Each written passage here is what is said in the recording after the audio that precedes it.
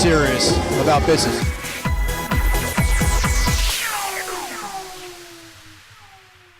Business Access TV is here at the International Fine Cocoa Conference 2017 to check out the latest trends in the cocoa industry.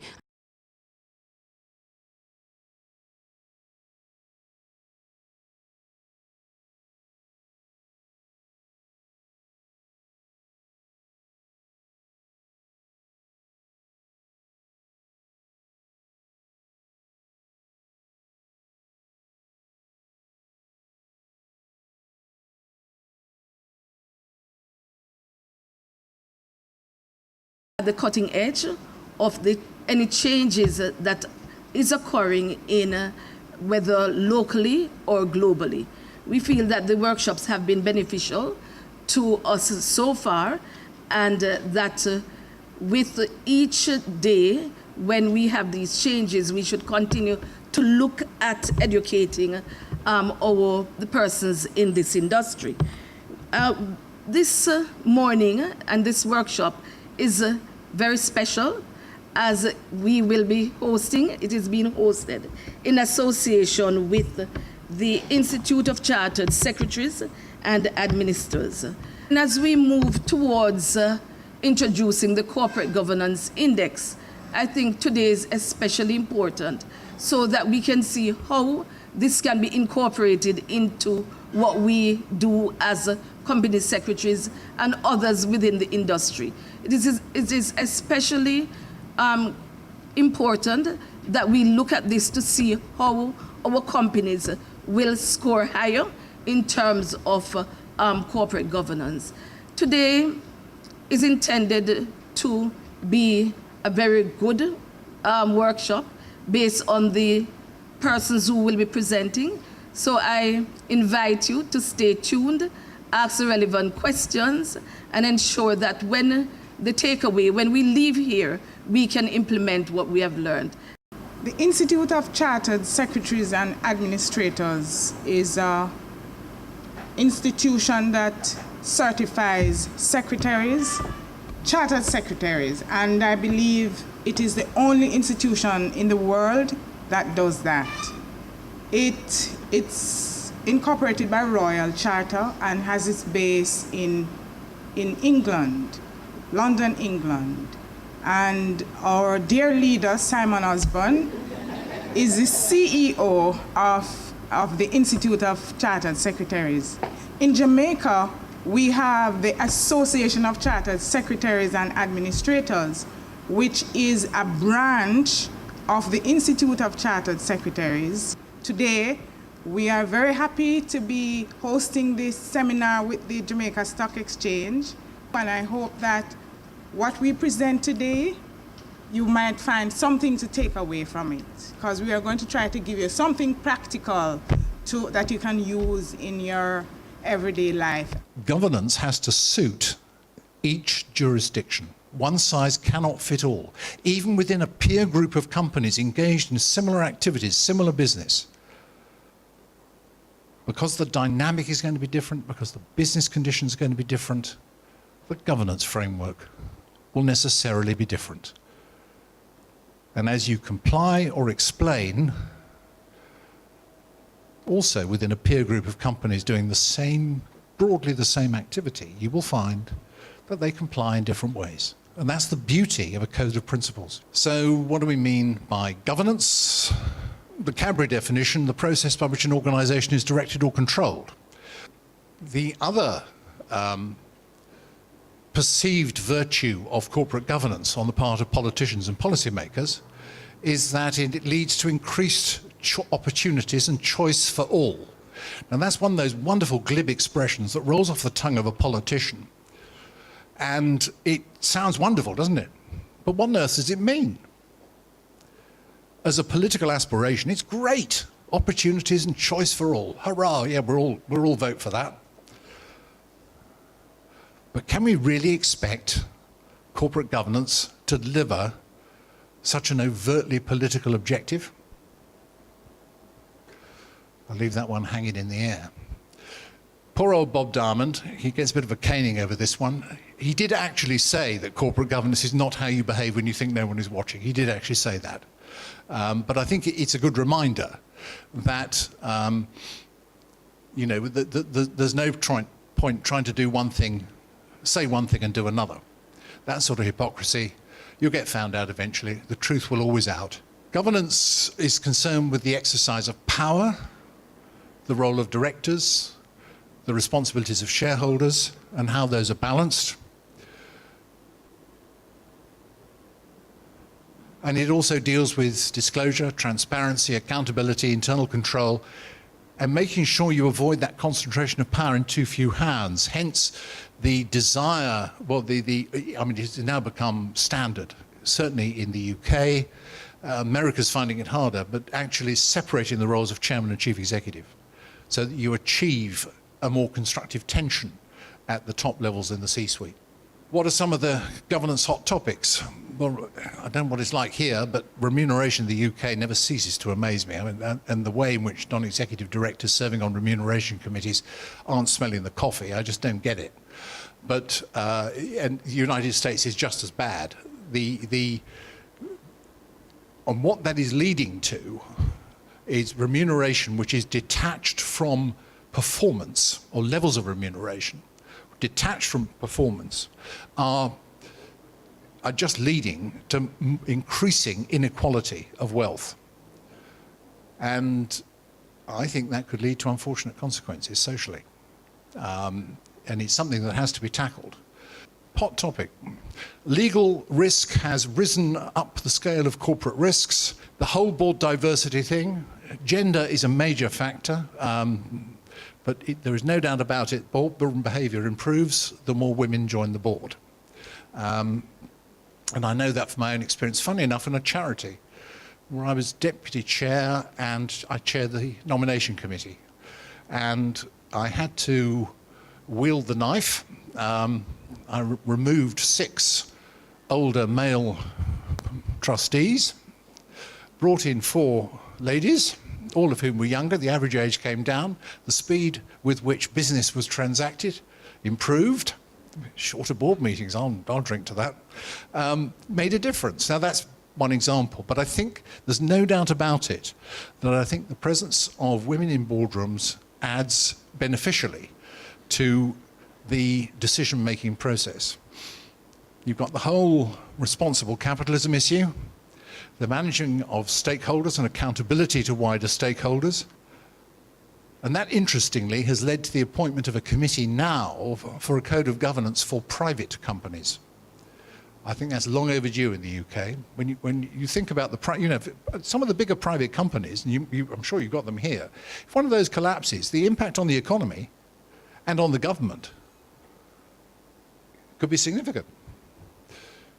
And then the whole question of board evaluations. Following the financial crisis, ICSA did some work on boardroom behaviours, the conclusion of which were 4 uncomfortable truths. Well-run companies can make strategic and sometimes catastrophic misjudgments. Risk management not properly overseen, monitored or reviewed by the board. Often it was just left to the audit committee. It's a board responsibility, is oversight of risk.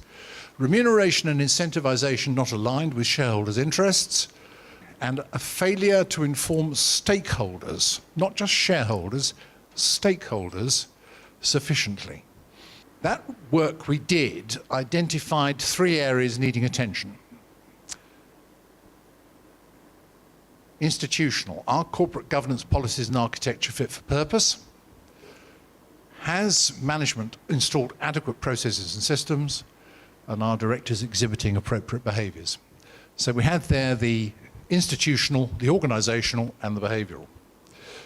Now, we identified in that work that good practice boardroom behaviour was characterised by those 9 features. So clear understanding of the board's role.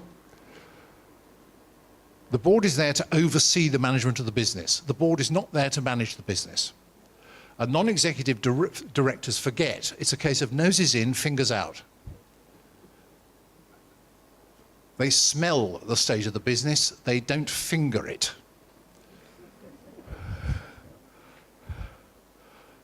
does this business pass the smell test? Once the non-executive directors start interfering in the management of the business, it's very hard to hold an executive to account. You can't. You've syndicated the responsibility and the liability. Appropriate deployment of knowledge, skills, experience and judgment. So what balance of those have you got on the board? Independent thinking. Assumptions and established orthodoxy need to be questioned. Challenge has to be constructive. If people come onto a board full of suspicion or just trying to show off what a tough guy I am, I'll show these executives up for a load of incompetent idiots. If that's the mentality which a non-executive has, they're asking for trouble because it will just lead to tension, in fact, conflict on the board. Non-executive directors have to be constructive friends of the management team. Can't overemphasize that. Constructive friends. Yes, and it's knowing how to challenge in a way which doesn't put people's backs up. And it requires a skill, emotional intelligence for a start. Yes, there has to be rigorous debate. The decision-making environment has to be supportive. There needs to be a shared vision. And for the chair, it's vital to close each item of business in a timely way, not let it go round and round and round ad nauseam. That's not the way to do it. We go to a short break. More when we return.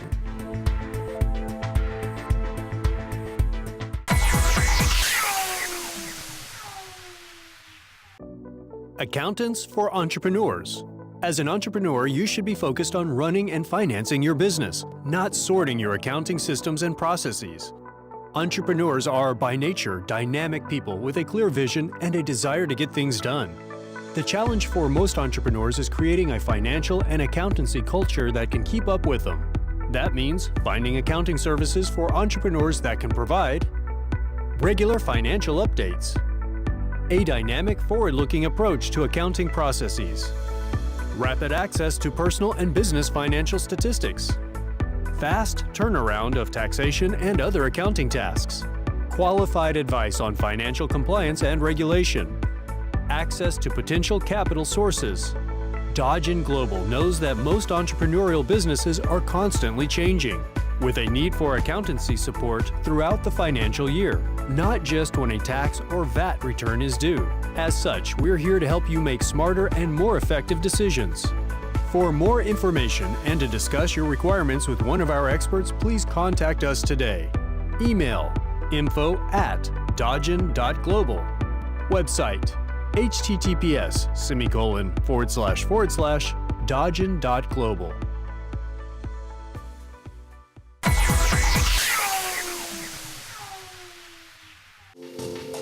Welcome back to BATV's coverage of the JSE core competencies to excel as a corporate secretary. We are now going to have a panel discussion, as you will see, and members of the local chapter will be participating, and Mrs. Henry Pottinger is going to be the moderator, and they're going to be talking about things that happen in a very practical way. How rewarding is your job as a company secretary? Any tips that you can give to budding company secretaries, people who are waiting in the wings to take over your jobs? For me, I enjoy my job. I will not work anywhere else until I retire than with KPMG. As to rewarding, yes, it is rewarding in many respects. I like to see that the people who I work with, they are enabled, they are eloquent, they can answer questions from shareholders, they deal with matters like that with alacrity, and they are very responsive. It's not glamorous in the sense that if the reward you're looking for is your name in lights, it's clearly the wrong profession for you. So I'm glad that Liz actually said the word enable, because you are an enabler, you're a facilitator. We all understand, certainly after listening to Simon this morning, the importance of corporate governance. Well, all of that falls on your shoulders for you to administer. You pull it together. You keep all the moving pieces going in unison, and you don't. There will be no naming lights. Certainly not where I operate for that. So if that's what you. But it can be, obviously, it's very rewarding in other ways. Just in terms of tips, I can't stress enough. Well, there are two main things I'll say. One is that you have to have a high level of administrative capability, and and obviously you can't do it on your own. So whether it means an internal team or going for external support, you have to be extremely organized, and you have to make sure that you create a lot of systems which allow you to ensure that you comply with all the requirements that you have, which are numerous. Other than that, I can't stress enough the importance of what we keep calling soft skills, but they're not soft at all because they're critical for the role. Definitely, there's a high level of judgment and diplomacy and management of relationships of people which is involved. We talked a little bit earlier about the relationship the tension between management and the board, which can sometimes exist. And in that case, your role is critical because you really are the diplomat who has to kind of navigate those two relationships and those two different sets of roles within a company. So that I can't stress enough how important it is to make sure that you develop your relationships and that you manage personalities. I recall some years ago I did a document for my chairman, and I went to him and I'm explaining to him what it is that I'm doing and what it is that he needs. He says to me, where I must sign. So it gives you that level of confidence and trust, and to ensure that what you're doing and what you're presenting is correct. And you must build up that whole self-integrity so that, it is not questioned. And I feel that if I have to take something to somebody and they ask me, so where is this or what is that? I do my own self-assessment, because when I do a document, it says where, what, when, why, who, and so forth. So I ask myself those questions so that, you can develop that trust when you're working with somebody. The job is really very, very interesting. The things that come across your desk are amazing, dynamic, invigorating, challenging. Scope is very, very diverse. Corporate governance has really taken its hold, rather, on Jamaica and within the Caribbean. There is just so much that we have to learn and offer to our clients and to ourselves. Certainly, if someone is looking at this as a profession, I think corporate governance is the way to go. That's just me personally. You'll always assist and help your clients, but there's always a nuance on what has occurred, what should have been done, and how we're going to correct it. And that's what I love about it. And working with PwC and my team, we have just so much to do. You've got to be very structured, lists, and more lists. You have to be very detail-oriented and be able to pick up, and very meticulous, and be able to pick up errors very easily. In my role as a corporate secretary, the reward for me is I am constantly learning. Every day there is something that I didn't know, or something now that I have to go and know. And it is no 2 days are ever the same. Especially in our company, which we tend to be very entrepreneurial, the ideas come, and as a company secretary and as compliance, I have to research to say, can it be done? Can it not be done? Would this be in breach of anything? I would also advise that the regulators are good allies. From where I sit, I call them a lot because I need their guidance. They are more intimate with the laws and regulations and how they interpret what I am asking them to just bounce things off. So I would ask you to use them up. The company's office, the stock exchange, the Bank of Jamaica, the FSC, they're all very open to questions. No one has said no to me yet, even if they don't know the answer. they'll research it and get back to us. And our real success lies in having a great team behind us, including KPMG. And Thank you. and our team in Rep, Trinidad and Jamaica that supports me, because we just could not do it alone. Thanks a lot, ladies. I hope then that those of you in the audience found something informative, instructive, that you can take away from this panel discussion. Coming up after the break, what companies need to know about the Corporate Governance Index.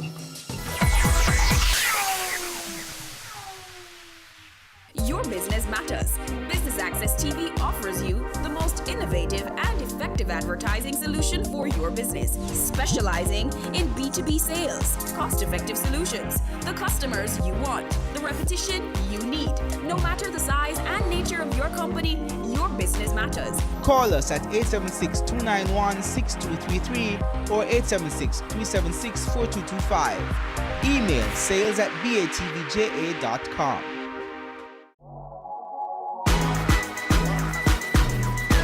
The Good Life, your trusted source for useful health and wellness information, lifestyle tips for the mind, body, and soul.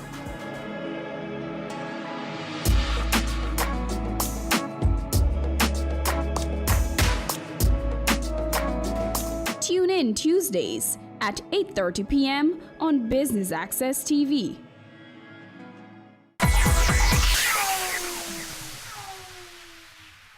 Welcome back to BATV's coverage of the JSE core competencies to excel as a corporate secretary.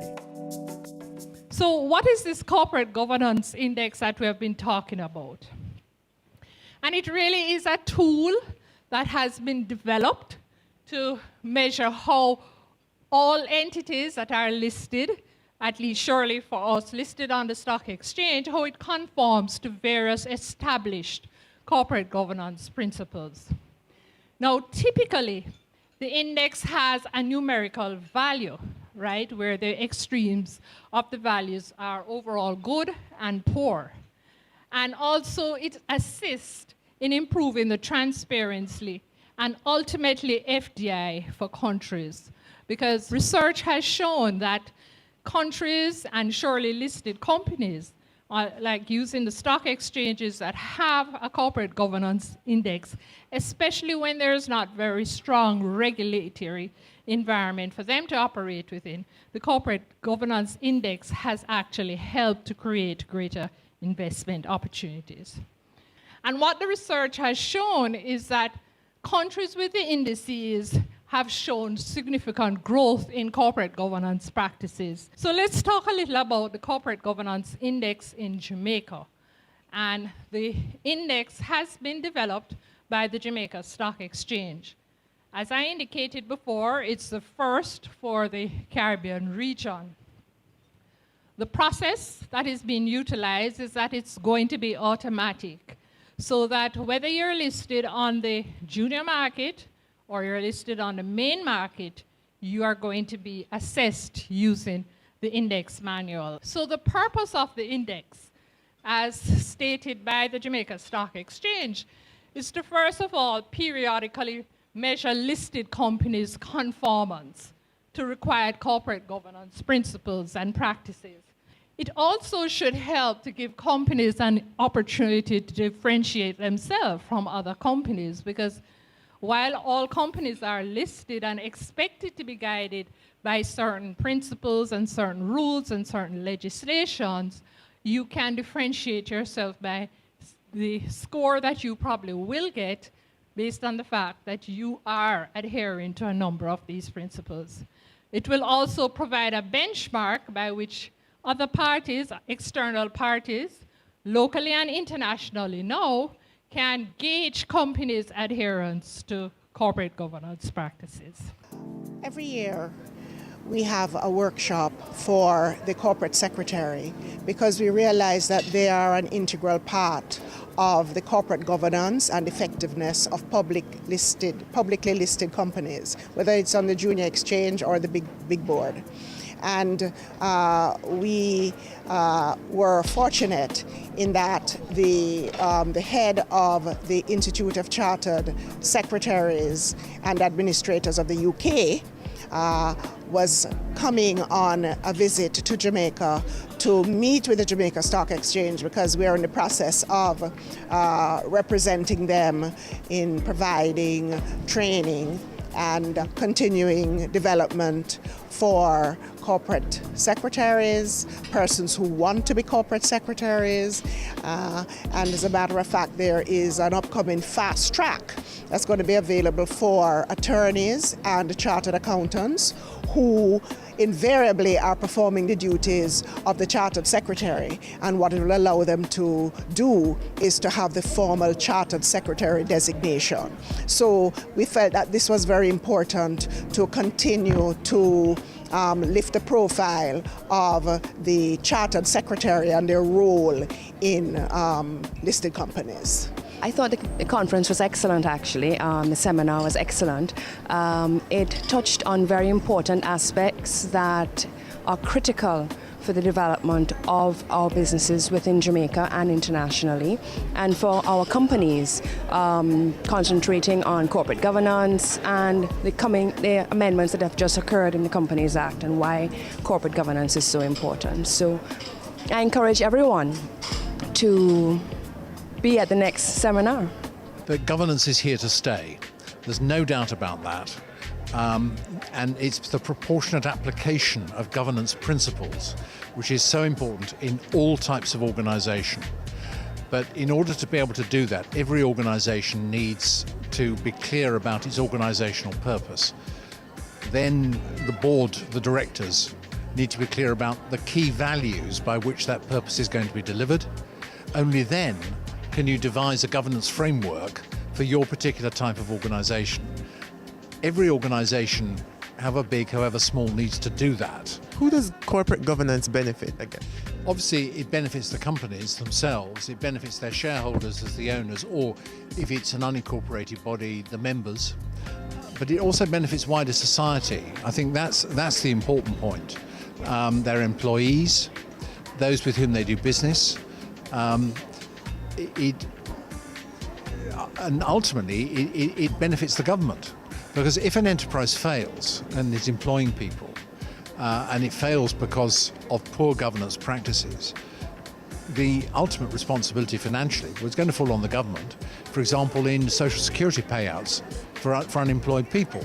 I think also if companies fail because of poor governance, it doesn't reflect well on the country.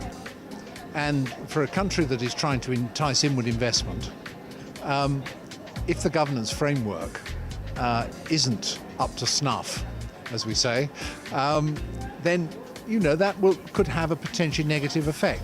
So good governance, it just makes sense. There's plenty of anecdotal evidence too that good governance enhances reputation. It also, for organisations, particularly commercial ones, reduces the cost of capital. It just makes sense.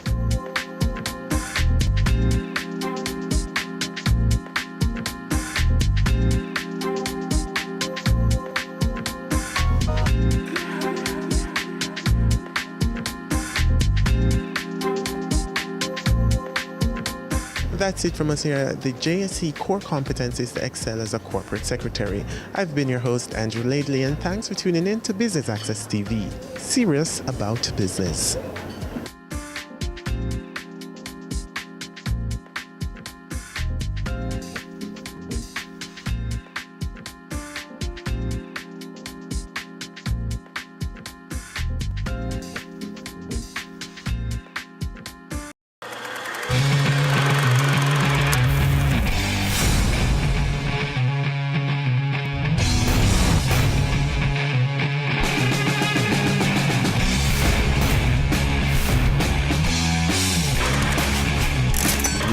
Grown from 20 million US to now having 800 million US dollars. Knowledge, skill, and professionalism. Those are my tools and my armor. It's a big men don't cry, right? It's a big men don't cry, right? we were being robbed some $531,000. I've been angry to the point where I feel like I was guilty.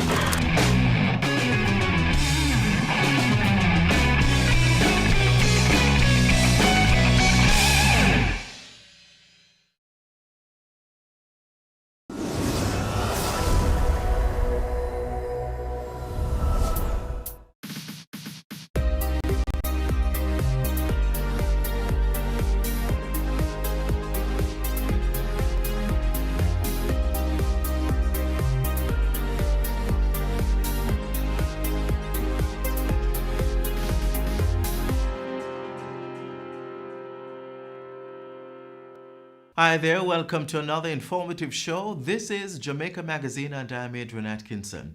A new month has started and much is being desired. Better days, free of natural disasters and pandemics.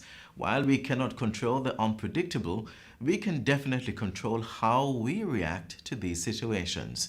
Do your research. Inform yourselves of the preventative measures against illnesses as well as what to do in the event of a natural disaster. Information is just a click away. Read content and watch videos from credible sources like this show, where we'll arm you with the right information to improve your life. Thanks for joining us. The show begins right now. The ECJ will be renewing all voter ID cards. Visit any EOJ constituency office or voter ID card renewal center if your card has an issue date of 2015 or before. Cards with issue dates 2016 or later will automatically be reprinted. The ECJ will notify cardholders when cards are ready. Current ID cards will be valid until December 2020. For more information, contact the ECJ.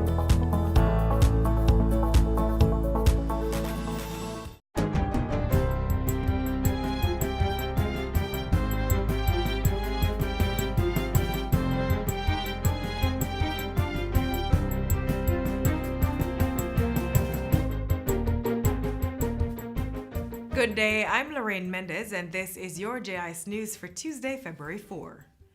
Jamaica's first ever strategic business plan for the judicial arm of government has now been formally implemented in the court system. The plan was unveiled on Friday. It outlines strategic objectives for a reduction in court case backlogs and the wait time for court records, automation of some judicial processes, and eliminating delays and multiple adjournments by 2023. Justice Minister Delroy Chuck describes the plan as a noble effort to hold the system accountable to benchmark standards or targets that must be achieved. And I would urge all Jamaicans to examine this strategic plan as you implement them.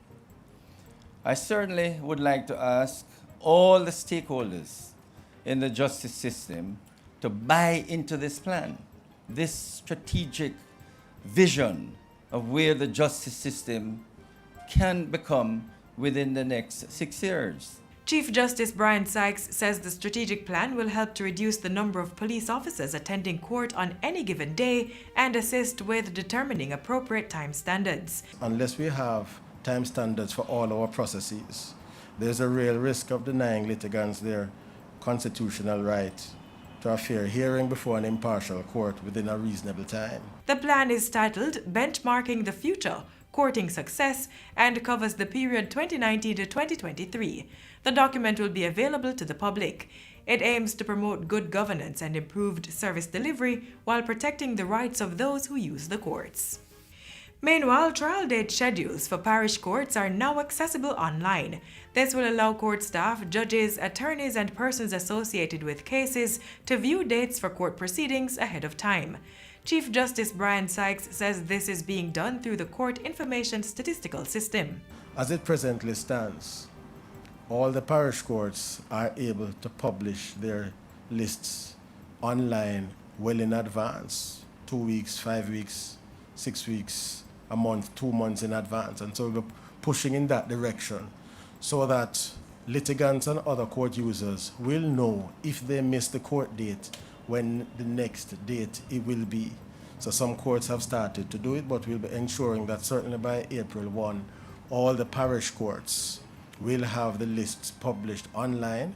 Justice Sykes says this is part of the Justice Ministry's aim to achieve 95% airing date certainty and 100% courtroom utilization.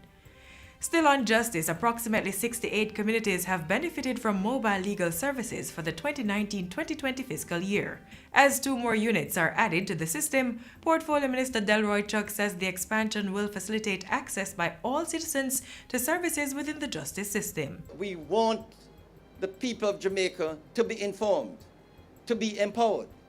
It is absolutely important that every single Jamaican not only have access to justice information, but to justice services. For the 2018-19 fiscal year, approximately 100 communities were visited by the mobile justice units. Of the 1,447 persons served, 849 requested legal services. In other news, National Security Minister Dr. Horace Chang is reassuring the country that the major organized crime and anti-corruption agency MOCA will be fully operational soon. In an update to the House last Tuesday, Dr. Chang revealed that the regulations governing MOCA were being finalized. The MOCA Act was passed in 2018.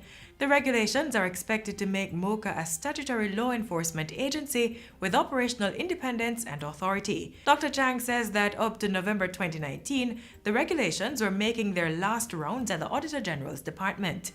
In spite of the delay, he says MOCA has been doing excellent work to combat corruption and increase its intelligence gathering. The agency has 280 cases before the courts, with 15 described as major cases and 6 currently being tried. In addition, MOCA is actively investigating 71 cases, 8 of which are considered complex. MOCA is functioning and will be given its full legislative stature in very short order. The Electric Mobility Strategic Framework, which will regulate the electric vehicle policy for the public transportation sector, is now complete. Principal Director in the Ministry of Science, Energy and Technology, Fitzroy Vidal, says it will be implemented in short order. The general objective of the Electric Mobility Strategic Framework is to determine the adoption targets for the country, perform diagnostic assessments, and develop fiscal strategies to facilitate the introduction and growth of electric vehicle market. Also to encourage electric mobility in a comprehensive and an integrated way. Mr. Vidal was speaking at a recent roundtable discussion on electric mobility in Jamaica. He says government is taking steps to bridge the knowledge and information gaps surrounding electric mobility adoption in Jamaica. In 2018, Cabinet mandated the Energy Ministry to develop an electric vehicle policy in partnership with the Inter-American Development Bank and other key stakeholders. And finally, approximately 3,000 young people are expected to benefit from the Jamaica 4-H Club's National Youth in Agriculture Symposium. The event will take place on February 5 at the Northern Caribbean University under the theme, I Am Agri-Smart. The youth will have the opportunity to learn about entrepreneurship and investment, professional development, agri-technology and innovation, as well as climate change and climate-smart agriculture.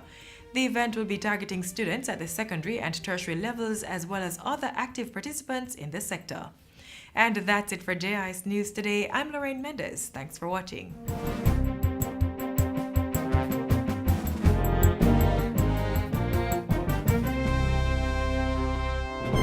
Protect yourself from the flu virus. Visit your nearest health center or doctor to get the flu vaccine. Cover your mouth and nose when coughing and sneezing. Wash your hands regularly with soap and water or by using an alcohol-based hand sanitizer.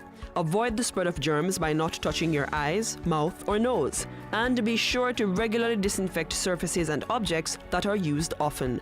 Remember, your health is your responsibility. Up next, a roundup of activities by Prime Minister Andrew Holness during the past week.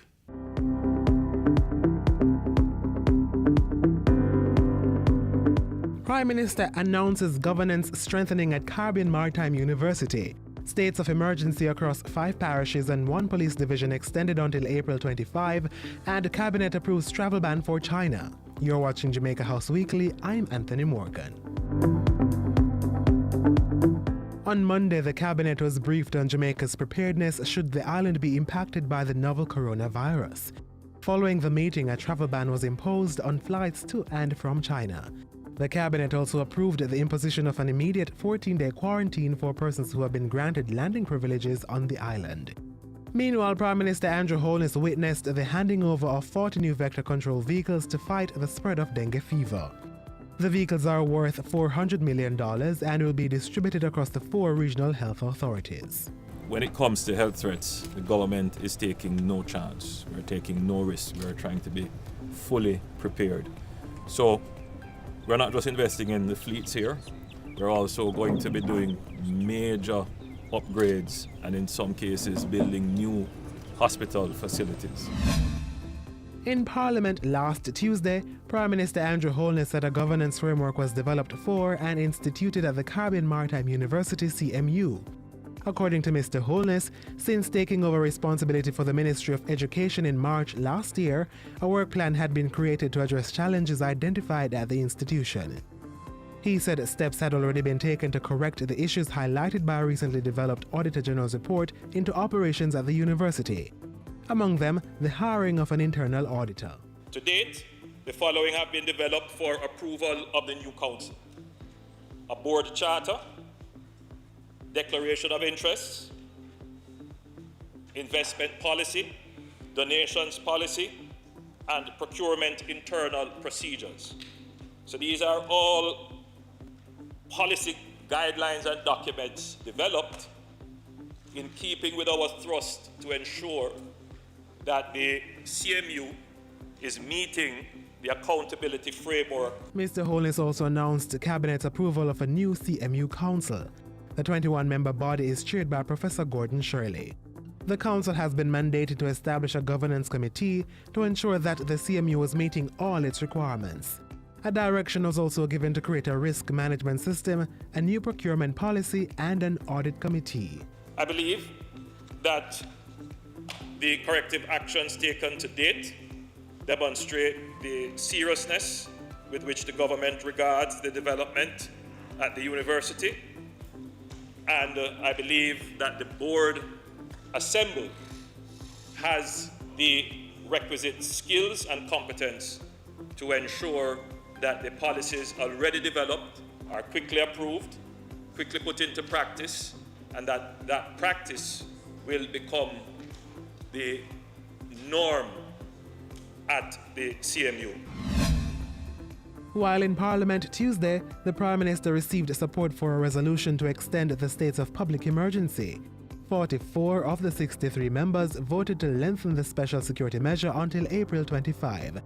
The areas impacted are St. Andrews South, St. Catherine, Clarendon, St. James, Hanover, and Westmoreland.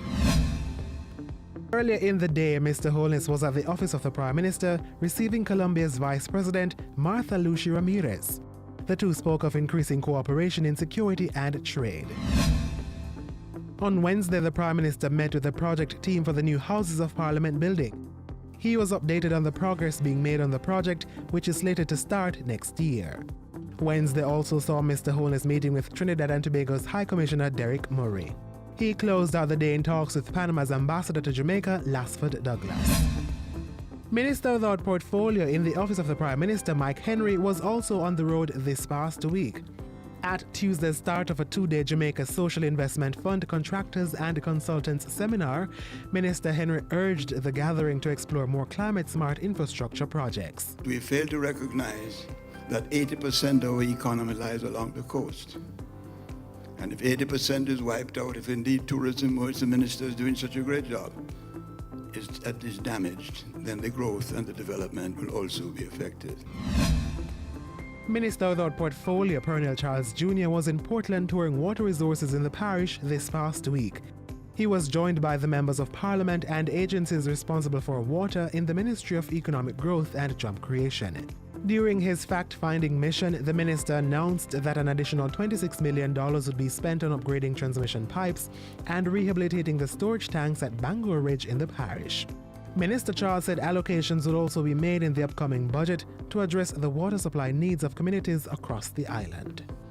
The goal of this government, through the Ministry of Economic Growth and Job Creation, is to do an island-wide assessment. And as we go across the country with NWC, with the Water Resources Authority and with the Rural Water Supply Limited, we are going to be going community by community, rehabilitating the catchment tanks, putting in place rainwater harvesting, and doing the necessary improvement to the transmission lines.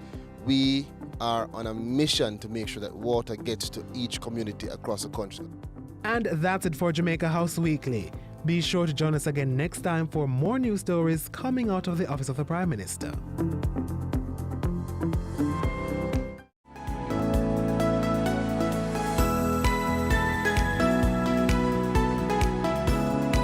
Did you know that you can apply for a copy of your birth certificate online or by visiting any of the Registrar General's Department offices listed on their website? For ease of processing, there are several things you need to know about the person or child whose birth certificate you are applying for. Here's a checklist. Ensure you know the correct name and spelling of the person, as well as their mother and father. You will need their date and place of birth, which is usually the name of the hospital or location they were born. Parish of birth is also important. Find out also the birth entry number along with the date and place of registration for the adult or child. Remember, for additional information on how you can apply for a copy of your birth certificate or someone else's, contact the Registrar General's Department today. Cancer is the second leading cause of death globally, accounting for an estimated 9.6 million deaths in 2018. Lung, prostate, colorectal, stomach and liver cancers are the most common types in men, while breast, colorectal, lung, cervical and thyroid cancers are the most common among women. For centuries, we have been told, let your food be your medicine. Science has also proven that we are what we eat. As the country commemorates Heart Month and join the world in observing World Cancer Day, let's eat well. Watch this. The Jamaicans are running away with the event. Can Trinidad and Tobago take the second spot?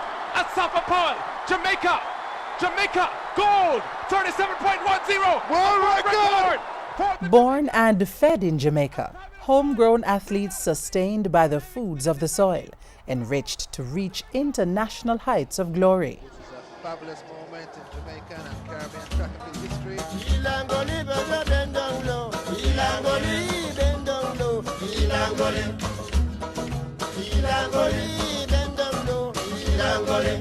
An agricultural sector steeped in a tradition of excellence, ripe for expanded production, energized to tap into new markets.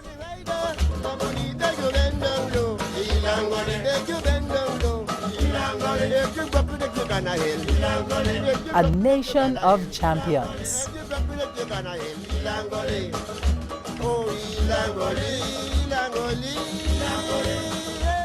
Food. For most, that probably means the broad label for just about every edible item we humans consume.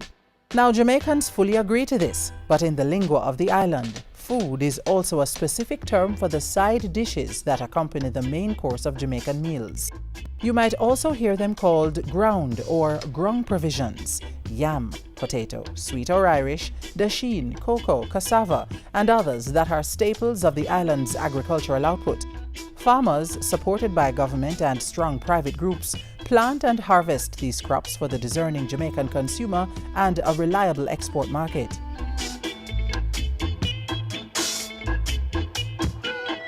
As the world marvels at the lightning speed of the likes of Usain Bolt and Veronica Campbell-Brown, many have asked, is it in the food? Perhaps the yellow yam?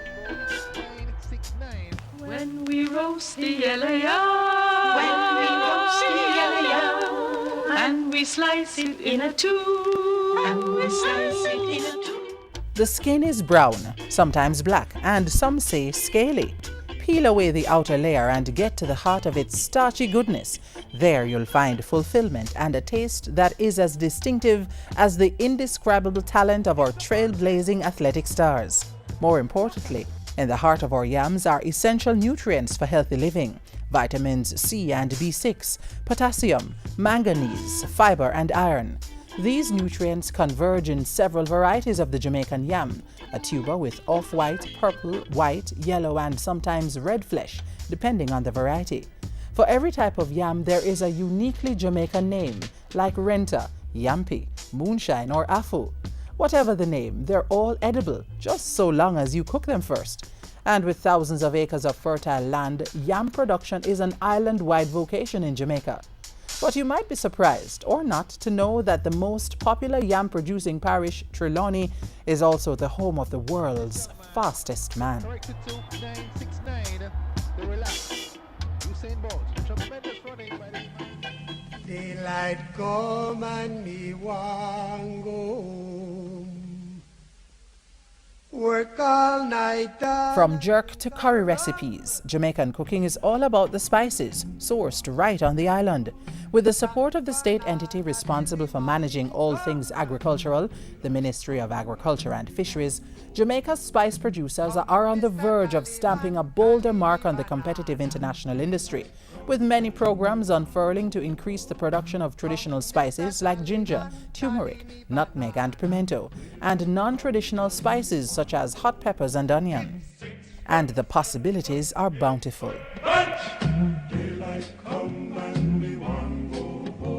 Take ginger and turmeric, for example. Both grow with relative ease almost anywhere on the island. In fact, travel to some places in Jamaica and you can find turmeric growing wild, unfettered by any environmental condition that could stunt its growth.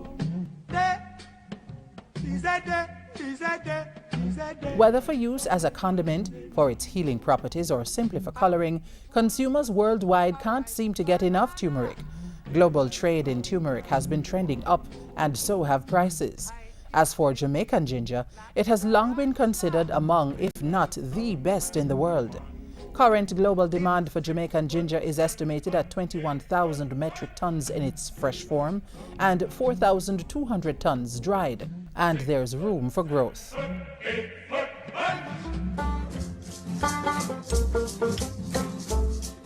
Jamaica is a tiny giant in the world of agro-processed foods. Island producers are dishing out big, unique flavors, employing ingenuity and utilizing the support of state agencies to steadily eke out more of the international market for these goods. Jamaican companies like Central Food Packers are making a mark on this agricultural offshoot, exporting quality canned, bottled and baked foods to markets in North America, the United Kingdom, Canada and the Caribbean. Included in the mix are mild to spicy hot sauces, jams and jellies, a must if you want to proclaim your Jamaicanness. Ackee, delivered to you in a can, and for a bit of green delight, callaloo canned in brine. Then there are some unique Jamaican spreads for your breads and biscuits, like a dab of Solomon Gundy or a spoonful of delicious mango, sorrel or tamarind chutney. And let's not forget the roots wines. Jamaica's value-added agro-processors are engaged in other sweet pursuits. Companies like Honeykiss are churning out all-natural honey confections. As they'll tell you, and you can taste for yourself, pure Jamaican wildflower honey is infused with just a choops of natural unique fruits, vegetables and spices, ginger, Blue Mountain coffee, pimento, allspice, Scotch bonnet pepper. Sweet, aromatic, rich, strong are entirely inadequate labels. Have a taste of authentic Jamaican honey and what you'll get is a pure, honest flavor, aroma and taste, and medicinal benefits that make healthy living absolutely enticing.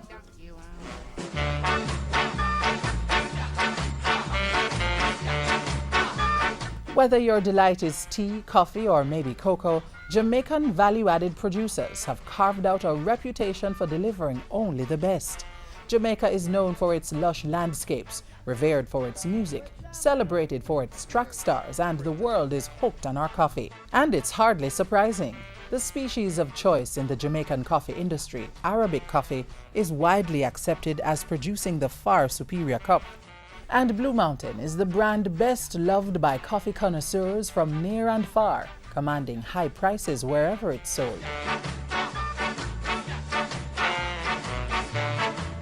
Cultivated high up in the misty blue-hued mountains of the island, maturing in rich volcanic-based soil, only the best bright red cherries are hand-picked, sun-dried, stored, cured, hulled, polished, sized, hand-sorted and packaged to bring the highest quality coffee to your tables.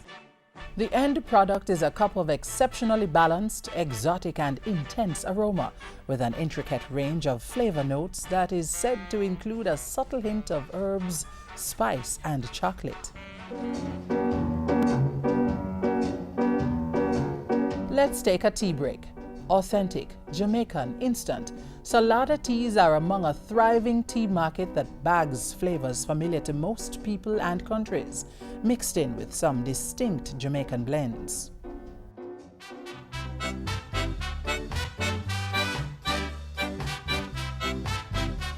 Now for another sweet treat.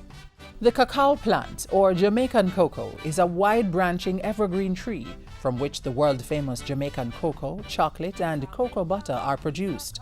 Local companies like Chocolate Dreams are milking the lessons learned from centuries of Jamaican cocoa production to turn out sweet delights for every palate. Besides being a pleasure to the taste buds, these products benefit from the many nutritious compounds of the Jamaican cocoa beans.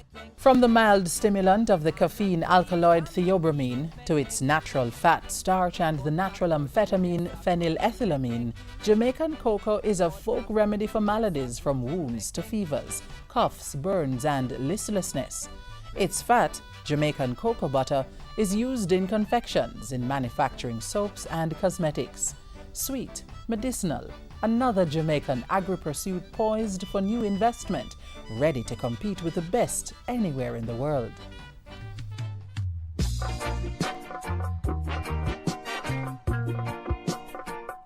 So, what's your delight? Whatever it is, Jamaican farmers and end producers are uniquely and creatively positioned to deliver. In this land of wood and water, champions are not just made for the tracks, they're also found in the fields and in the shopping carts of discerning consumers the world over.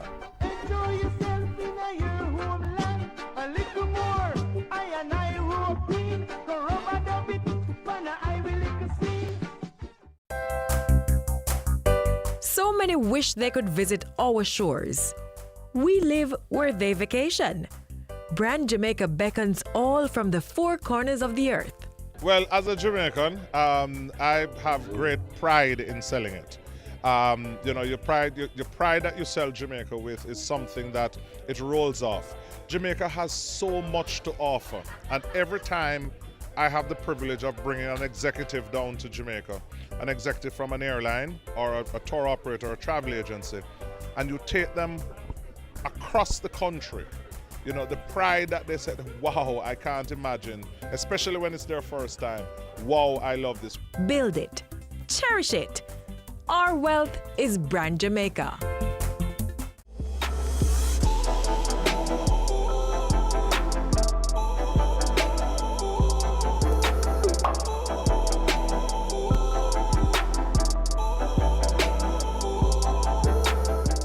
We've come to the end of the show. Catch us again tomorrow right here on this station. Another half hour of informative features await you. Until then, please send your feedback to jamaicamagazine@jis.gov.jm. You may also connect with us on Facebook, Instagram, YouTube, and of course Twitter. On behalf of the entire production team, I'm Adrian Atkinson. Thanks for watching.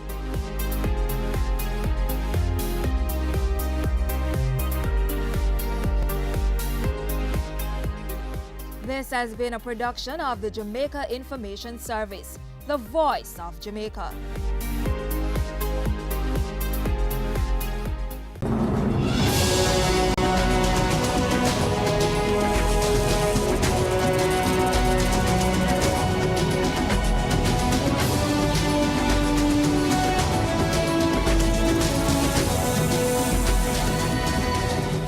The Good Life, your weekly dose of information on nutrition, wellness, and fitness. Discover ways to nurture your mind, body, and spirit.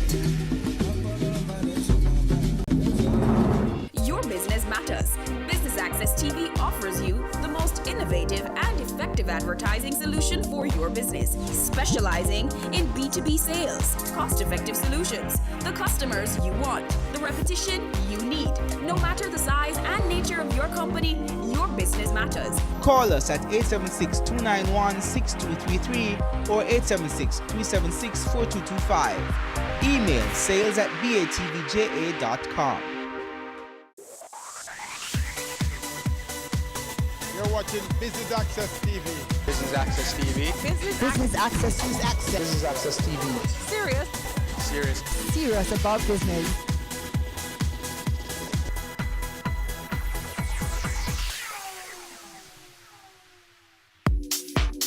Mona School of Business and Management hosted its 4th business conference at the Jamaica Pegasus Hotel, and Business Access TV was there to bring you the highlights. Stay tuned. Welcome on behalf of the Mona School of Business and Management to our 4th biennial conference. We're here to discuss delivering on the promise of entrepreneurship, and it is critical at this juncture that Jamaica in particular and the rest of the Caribbean, having gone through all sorts of structural and fiscal and monetary adjustments, these are necessary but not sufficient. And entrepreneurship is clearly one of the ways in which we will capitalize on a more robust financial platform that we have. And today we'll be looking both at research and examples from the Jamaica, the Caribbean, and the global audience. In that context, I would like to welcome all our visitors and presenters who have come from the Caribbean, the USA, and Europe, and I'd like to thank you for attending. We look forward to having very interesting conversations over the 3 days, and as has been our custom, to have generated research and publications arising out of the conference to advance knowledge. Our goal is to provide a link between the academy and the business community in a more direct way than other faculties and departments at the university. I therefore welcome not just this interaction between the school and the wider community, but we hope to use it as a springboard for even better partnerships. I've noticed that the title of the opening plenary is Entrepreneurship, Innovation and Growth, Unlocking the Potential in the Jamaican Economy. So I presume that within that is the message that entrepreneurship and innovation have something to do with growth. And it's a fair assumption.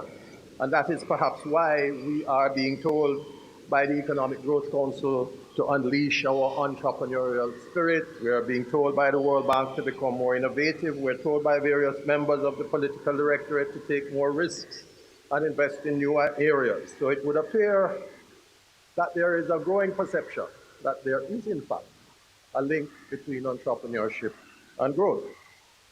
The private sector organization of Jamaica and the Jamaica Bankers Association are finally reaching out to small and medium-sized entrepreneurs to get them to formalize their operations.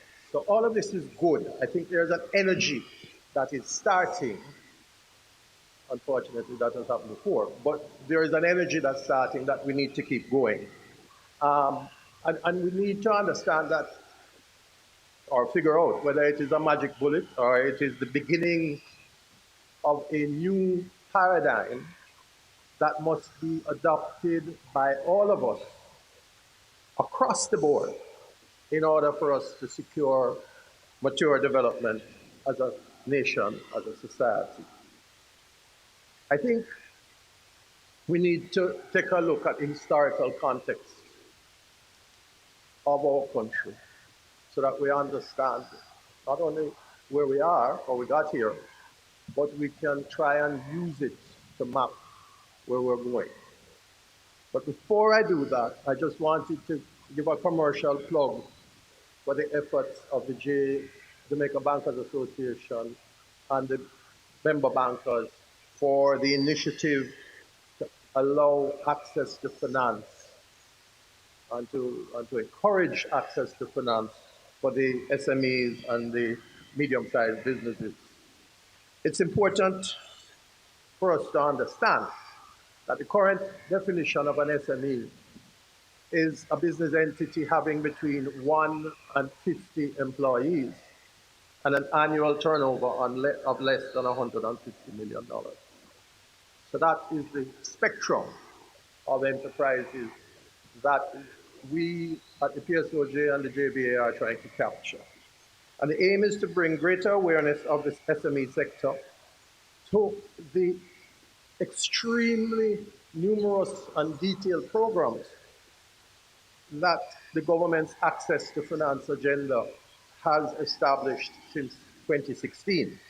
And also, we want to provide input and support for the adoption and the expansion of the Access to Finance program across most of the stakeholder sectors through a process of education, facilitation, and familiarization. So the project has two streams. It has the Access to Finance stream, and it has a reverse factoring program, which is being developed in conjunction with the DBJ, to enable small businesses to better manage their receivables. Cash flow is extremely important to small businesses, and we need to assist them in their management of it and in their collection of their debt. So the hope of the program is to foster better relationships between the banks and the small businesses, to simplify the credit processes and to make them easier and more transparent for the small businesses. We want to train the MSMEs, which is the term, in formalizing, regularizing, and structuring their business processes, and to allow them to unlock additional capital to allow for their business expansion. So as we contemplate how we can deliver on this promise of entrepreneurship in the Caribbean region, in our own Jamaican nation, I invite us to consider those factors which may possibly be standing in the way of us unlocking and unleashing our entrepreneurial potential. As a region and as a nation, we have a reputation of being a creativity powerhouse. We pride ourselves in our ability to come up with creative, original new ideas, and we often proudly hail our national mantras such as Tanya Han and Make Fashion, which speaks to our creative national problem-solving abilities, which allow us to turn any obstacle into an inventive opportunity. Simply put, we are just naturally creative, imaginative, and innovative people. And throughout our history, as a region and as a nation, our creative outputs and our ideas have always garnered global attention. However, in spite of our creative prowess, we seem to have failed to translate our ideas into generating high growth, high worth, high impact entrepreneurial ventures. And so I ponder the question, why do we think that is? Why is it that as a nation and as a region, we have been a plethora of creators in our island, but a dearth of successful entrepreneurs? So to examine this question, I invite us to consider the distinctions between the definitions of creativity and entrepreneurship. Now, the Webster Dictionary defines creativity as the ability to make new things and think of new ideas. That we do well. However, it defines entrepreneurship as an entrepreneur as one who organizes, manages, and assumes the risks of a business or an enterprise. I submit that this is the critical differentiator in this definition between who an entrepreneur is as opposed to who a creative is. In that an entrepreneur is somebody who has to and must take risks. This distinction between these two definitions is important because while we as Jamaicans are a naturally creative people, we need to consider the question, are we naturally entrepreneurial? Are we naturally risk takers and risk makers, or are we risk averse? In the results of the indices from the Global Resilience Index, which ranks 130 countries around the world by the risk and resilience of their business environments, based on certain factors such as economic indicators, risk factors, and supply chain issues, Jamaica has consistently ranked in the bottom 30 of 130 nations in the study. This might suggest that our national distaste for risk is well-founded. However, if left unchecked, our risk aversion will continue to be our entrepreneurial Achilles heel. So why is it that as a region, we're such risk-averse people? Why do we shy away from risk? I believe it's in part because when we think about entrepreneurial risk, we tend to only focus on the downside versus the upside of risk. A close examination of the term risk suggests that it refers to the effect of uncertainty on meeting organizational outcomes. However, while the effect of uncertainty as an entrepreneurial venture can be both negative and positive, we often only focus on the potential negative effects of risk and uncertainty to the exclusion of the consideration of the positive potential opportunities which risk and uncertainty can also provide. In my opinion, an entrepreneur is someone who sees the future and then sets out to create it. However, creating the future means stepping out into the uncertain and the unknown, and stepping out onto the unknown is risky. Often Oftentimes, however, when risk-averse entrepreneurs think of the word risk, what comes to mind are only those potential dangers, threats, and negative consequences of undertaking a venture. What if I can't pay my bills? What if a competitor beats me to the market? What if I invest a huge sum of money in the business, but I can't attract enough customers to cover my costs? I submit that this is a flawed view of the concept of risk. To the contrary, as we seek to unlock and unleash our creative and entrepreneurial potential as a region and as a nation, we need to begin to acknowledge that risk and reward are two sides of the same entrepreneurial coin. Consequently, without an active emphasis on entrepreneurial risk-taking and risk-making, we will fail to see the rewards of generating high growth, high impact, high worth entrepreneurial ventures. Just to give you a little background in terms of what the DBJ does. The DBJ, really, the focus as a development bank is to really improve the lives of all Jamaicans through development financing, capacity building, PPPs, and privatizations. DBJ's role in building the economy, in as much as Howard just mentioned that because of factors, the state has had a big influence on the economy. DBJ's role, the philosophy behind it, is really not to be competing with the private sector or to take the place of the private sector, but really to fill the gaps where they exist. And so over the many decades, DBJ has been involved in lending through the AFIs at affordable rates when interest rates were at sky-high levels. Putting in place collateral guarantees for good projects that did not have sufficient collateral to access loans. Things like Ignite program, grants for innovation, which now coming up with a reverse factoring, there is capacity building of our entrepreneurs. And the work that I'm doing, which really was focused on access to finance, access to equity finance through the Jamaica Venture Capital Program. When we established the VC program, the whole point was that we originally thought about it as being access to finance, but pretty quickly recognized that it was wider than just money. We had to be building the ecosystem. Everybody had to be ready for a market. Any market has buyers, sellers, as well as the infrastructure. We had none of those in Jamaica, so we had to be building that infrastructure. So it was really a multifaceted program that was developed, training and capacity building. Our fund managers or investors had to be trained, or fund managers or entrepreneurs, our lawyers, accountants. So there was a lot of training. We also put in place the infrastructure to build, for our first funds to be started, as well as there are a number of legal to be addressed. And most importantly, the entrepreneurs, the deal flow has to be there. So in looking at building an ecosystem, we had to be cognizant of, as I mentioned, all the various things. Who are the players? How are they going to be exiting the stock exchange? I know Marlene is going to be talking about that shortly.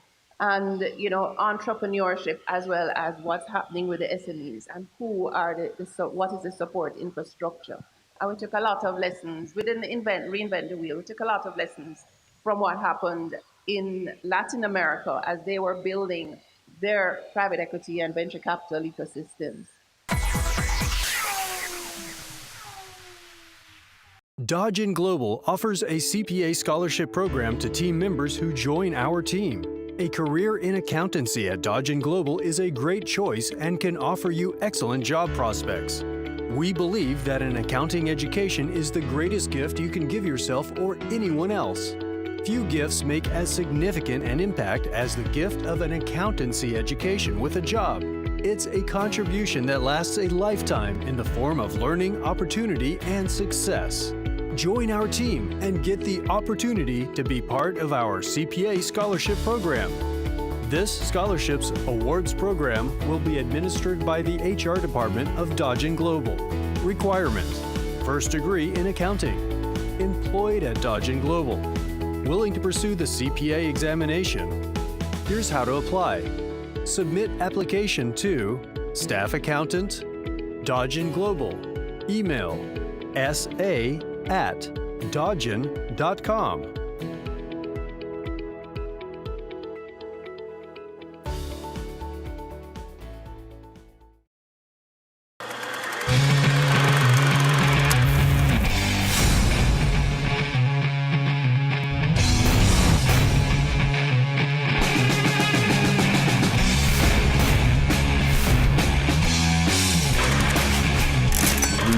grown from 20 million US to now having 800 million US dollars.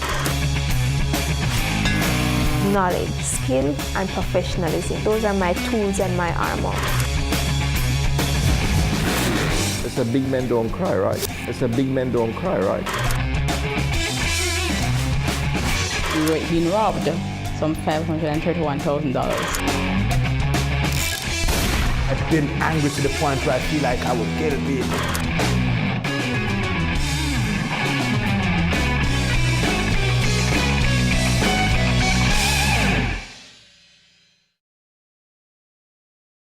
Your business matters.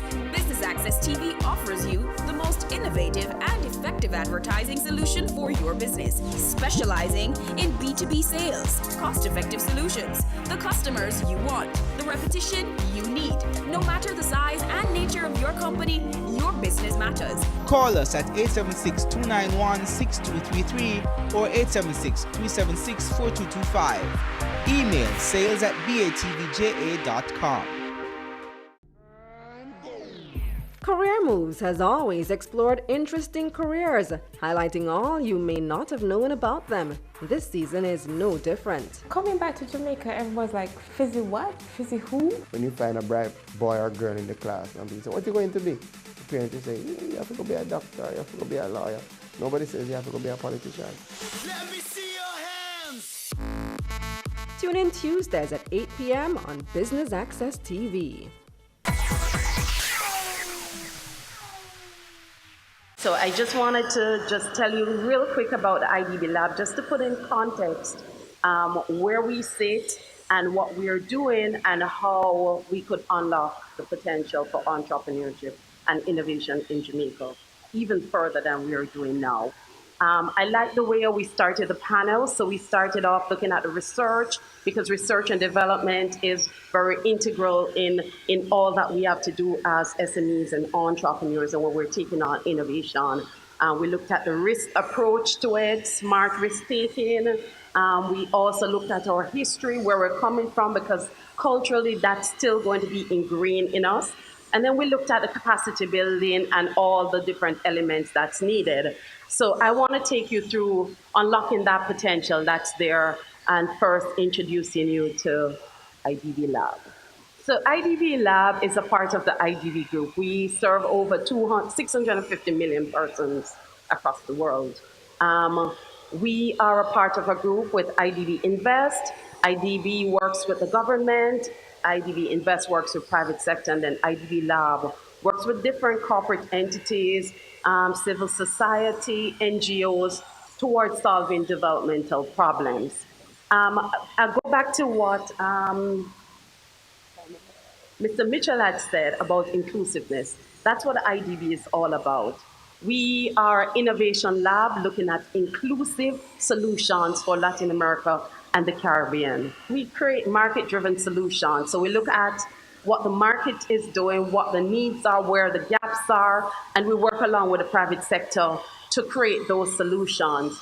We also look for what we call transformative impact. How do we create what we call 10x impact, greater impact than we have seen before in the projects that we're looking to do? And we're very focused on vulnerable society. This is the inclusiveness that Mr. Mitchell was talking about. Where does the poor and the disabled and those persons who don't have access to goods or services, how can we help to solve some of those problems, elevating those persons, improving their lives so that they can be contributing to the growth of the society? So I mentioned we work with private sector in creating these projects. They're the ones who are executing on the initiatives. But I'm going to start with the slide, which is the JSE Market Index. And it is an index taken from Bloomberg yesterday, which really shows that point to point from last year, this time to this year, the market index has gone up by 61.76%. And that is showing you really the power of what happens when businesses are financed, and the value created at each stage. So you can see that the index speak about companies and the value that has gone from point of last year to now is an increase of 61.7%. Year to date, 27%. I'm going to share a little bit with you as to why this could happen. But let us talk about the stock exchange group.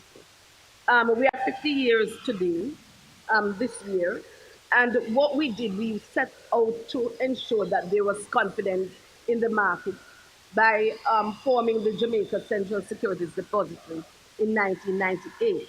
And in order to broaden the services of the financial sector, in 2008, we formed the trustee division. And this is in order for persons to have confidence in the market when we talk about funding. When we talk about access to equity capital, one of the main pillars is confidence in the market. So the idea of the stock exchange is that we can raise equity, and that is, having shareholders in your company, but also debts can be raised on the market as well. And every once in a while, we do have some simple innovations that allow for markets to grow and for persons to get money and to grow their business. And so in 2009, we created the junior market, and which shows a collaboration between government and the private sector, which offers, because persons have asked what is offered to incentivize businesses to grow, to access capital. And we have the junior market where, with the government's collaboration, we have a 10-year corporate tax holiday. We also have the support of the depository, as I said before, and we are in 40 clients in 5 CARICOM states. So we are all over the Caribbean. What is our market performance? For the main market, we have 55 companies as at June, and 55 securities and 42 companies. For the junior market, because we have the junior market, as I said, as at June, we have 41 companies. So the companies have come to market and have grown, and representing 38 securities. And we do have a US dollar market also, and that is growing too. So we can see that people are considering as a credible option the stock market to raise capital. Why would you want to go public? Public, when you talk about going public, it's a serious situation. It is one of disclosing your business to all concerned. And many persons are reluctant to do that. But more and more, we are seeing, especially small and medium sized, understanding that it is not so bad. When you come to market, you get these various benefits, enhanced profitability and viability, and more about its company. Is a larger pool of well-run, profitable and compliant, because compliance is important. And there is a wider pool of investors. When probably 5 or so years ago, you had less persons willing to invest in companies that come to market. So you would have probably 20, 30 investors in any what is called an IPO. Now we have thousands of companies, of investors that will invest in companies. So for those persons who are business people, don't be afraid. Persons will invest in you if you have a credible idea and a good plan. We have seen on the level of the macro level that employment has increased, and it is a sustainable economic growth because of that. Stop for a second and think about an incentive where you get 100% relief on your corporate tax for 5 years and 50% after. And you have in excess of 2,000 companies registered at the company's office. And we only have 40 since we have opened a junior market. It speaks to a bigger issue. So I have 3 minutes and I just want to touch on two quick things. That bigger issue is that significantly more education needs to be given to owners of these companies. We spend too much time trying to hide revenues, etc., in so-called getting a lower tax rate, that you're impacting the value creation, the revenue expansion of your business. So we need to find a way to get to more of those entrepreneurs, to let them understand that the more you open up your company is the more you're going to make. Because the tax rate is a percentage of a whole. So if that whole keeps growing, you will always get more than what the government is going to get. I'll touch quickly on the fact that, Neighbor does all these things. We take you from nowhere right up. We fund you with debt, we fund you with equity. The gains have been crazy. But I close by jumping into Audrey's space because I just want to make two fundamental points. I think sometimes we don't really focus on what really matters. So the biggest issue with funding in the country is a matter of risk management. So for example, people always say, why is it easier for you to get a car loan than for you to get a capital item loan? And it's very, very simple. There's a secondary market for cars. So when you get a loan, the bank has to ensure its principal can be repaid in the event you don't make the payment. So they'll quickly lend you against a car, because if you default on a car, there are a billion people that are willing to buy the car on a second-hand basis. But that is the secret to true funding in this country.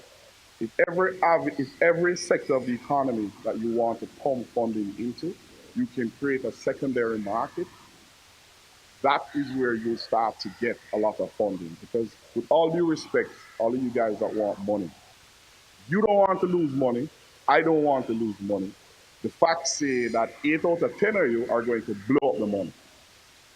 That's why it is so difficult.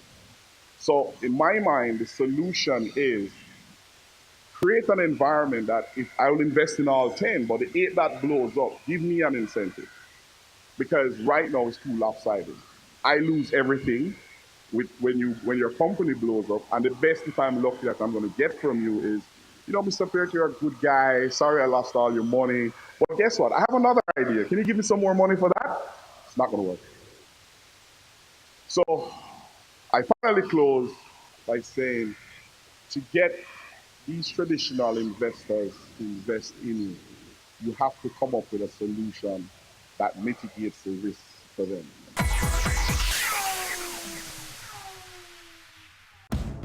I'm 36. I'm a husband, a manager, and still very good looking. In 2 hours, I have the most important meeting of my life. But first, it's time to play.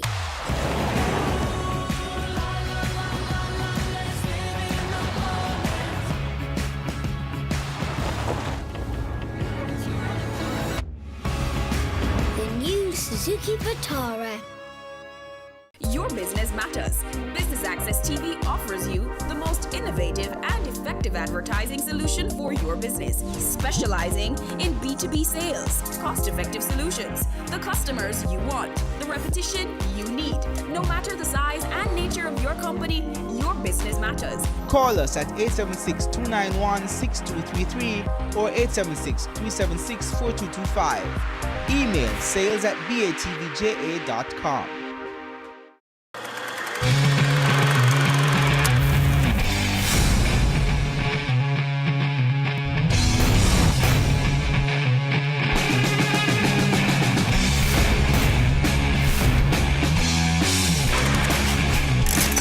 Have grown from 20 million US to now having 800 million US dollars.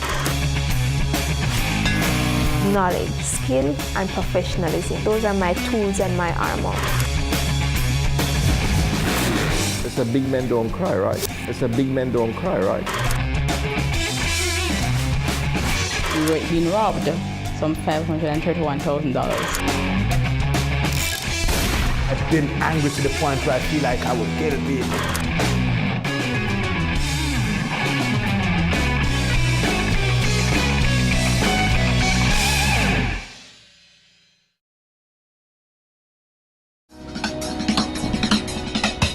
Cameo brings the creative industries to life, highlighting creatives in different fields each week. Art. My life surrounds art. I breathe, I eat art. Fashion. Food. Without a customer, we're nothing but four walls. Music. Film. Cameo, only on Business Access TV.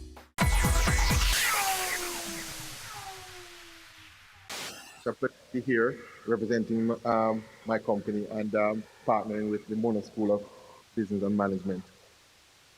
We at Fastwitch went public just a year and a half ago. And I'm here to tell you about nuts and bolts, just a few things on the nuts and bolts aspect of going public. One of the fundamental things, a few fundamental things that we had to wrestle with is going public. What is the value proposition that we are bringing to the market? You know, the space that we are in is electrical lighting, and we made a footprint for us in the LED space where that particular product, the LED product, consumes 20% of the energy that the rest of fluorescent and incandescent light systems would produce, would consume. And so we wanted Jamaica to be clear that we are we're going to be the ones to bring this value to each consumer. And so how do we bring that value to the consumer?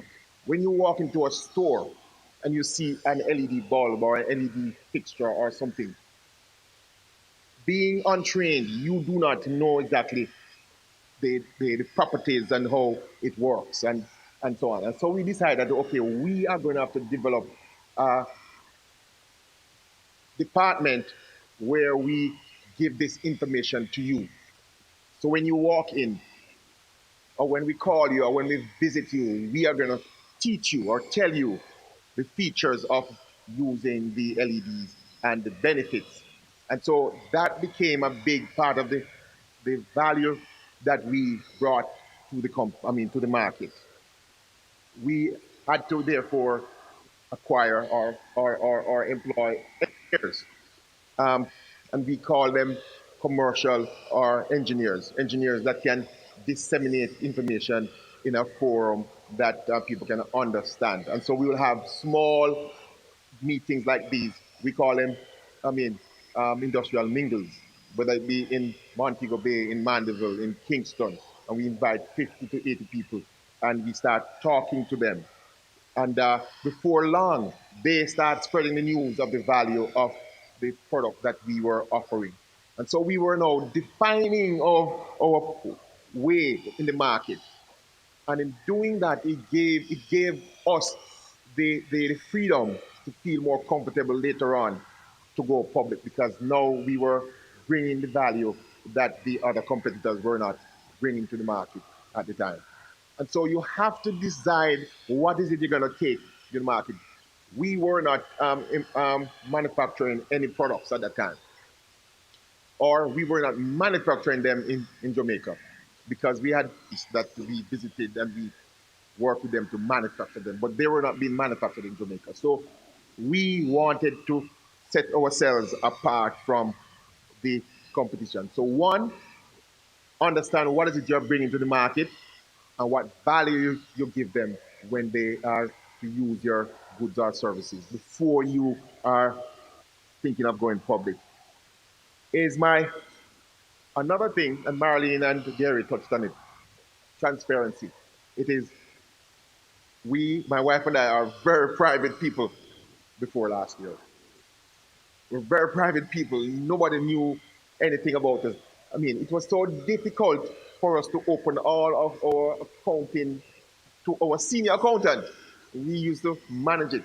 But once we decided after talking about it and thinking about it that we're going to be going public. I do not even have the code to go into my accounts department anymore because you now put a system in place and you're not afraid of opening up your books or your business to the public. And so you have to decide that this is the way you want to go and that you're going to go in this way.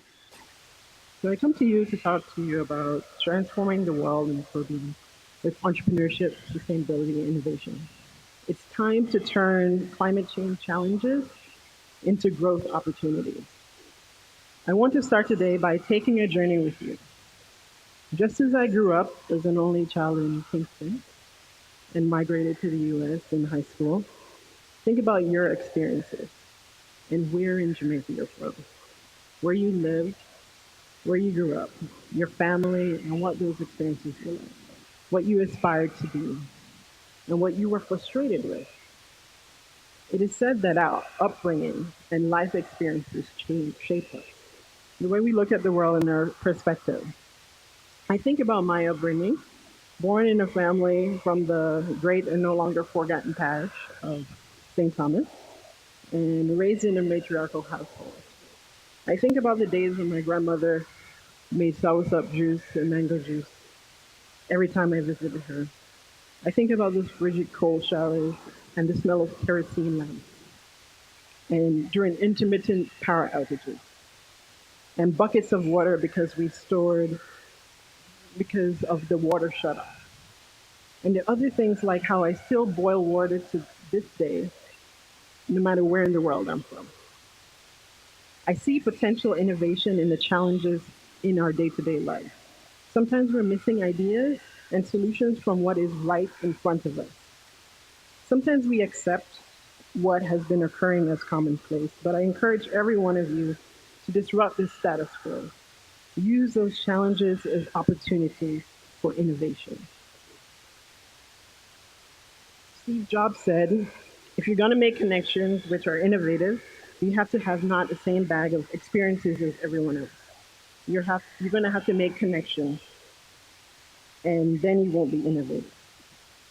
When you think of the most successful tech companies being created today, is either from Silicon Valley, Israel, Europe, or Asia. However, right here in Jamaica, we have exported our own brand of innovation in music, food, dance, etc., and even the pushback. It is our family experiences, the history of migration, our culture and diversity of our people that makes us special and unique. They are the ingredients for a new crop of innovations that can be utilized to address climate change challenges. I believe that sustainability and climate change is the business and economic opportunity of the century. The world is under a climate emergency. If we don't, in the next 10 years, if we don't reduce the temperature by 1.5 degrees, we will be in a serious catastrophe. According to the UN, limiting global warming means that 420 million fewer people being exposed to severe heat waves, survival of tropical reefs, loss of fewer plants and animal species, and the protection of forests and wetland habitats. Climate change affects every industry, but most notably health, agriculture, water, and food, water and energy. Because of the increased acceptance and the urgency, there has been a rapid increase of funding, governmental projects, and new startup innovations. The capital markets have also taken notice and are integrating environmental consideration, social impact, and governance into business and investment decisions. They are reallocating trillions of dollars to address this challenge. This is an enabling environment that presents an opportunity to create new products, new services, and solutions that will help and adapt and mitigate the effects of climate change for everyone. Furthermore, because of the islands, because the islands in general are disproportionately affected, in some cases it gives us first mover advantage to innovate and create solutions in a small environment before scaling internationally. The time to innovate and take advantage of new business and social impact opportunity is now. We are currently feeling the effects of climate change. Last month, as many of you know, in Kingston, there was record temperatures. Kingston was not alone. In Alaska, the record temperature reached 32 degrees. In southern France, the record temperature reached 45.5 degrees Celsius. And it's just going to get hotter from here. As higher temperatures become more common, the demand for cooling devices will rise, driving the need for green innovation in the sector. Air conditioning is a twofold problem. It requires the use of more energy and uses chemicals that are harmful to global warming. There are hotter days coming, and there is both a need for new solutions and technologies that can keep us cool, but also reduce the effects of climate change.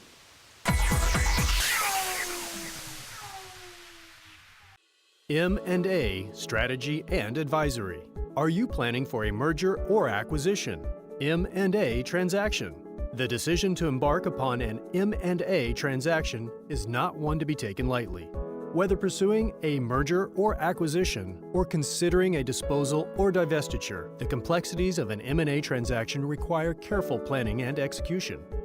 Clients can depend on our specialist teams to lead or support transactions requiring specific expertise on issues including business modeling, fast-track M&A, economic consulting, and government public sector advice. With deep experience, knowledge, and tools, Dodge & Global can meet stakeholder targets and expectations.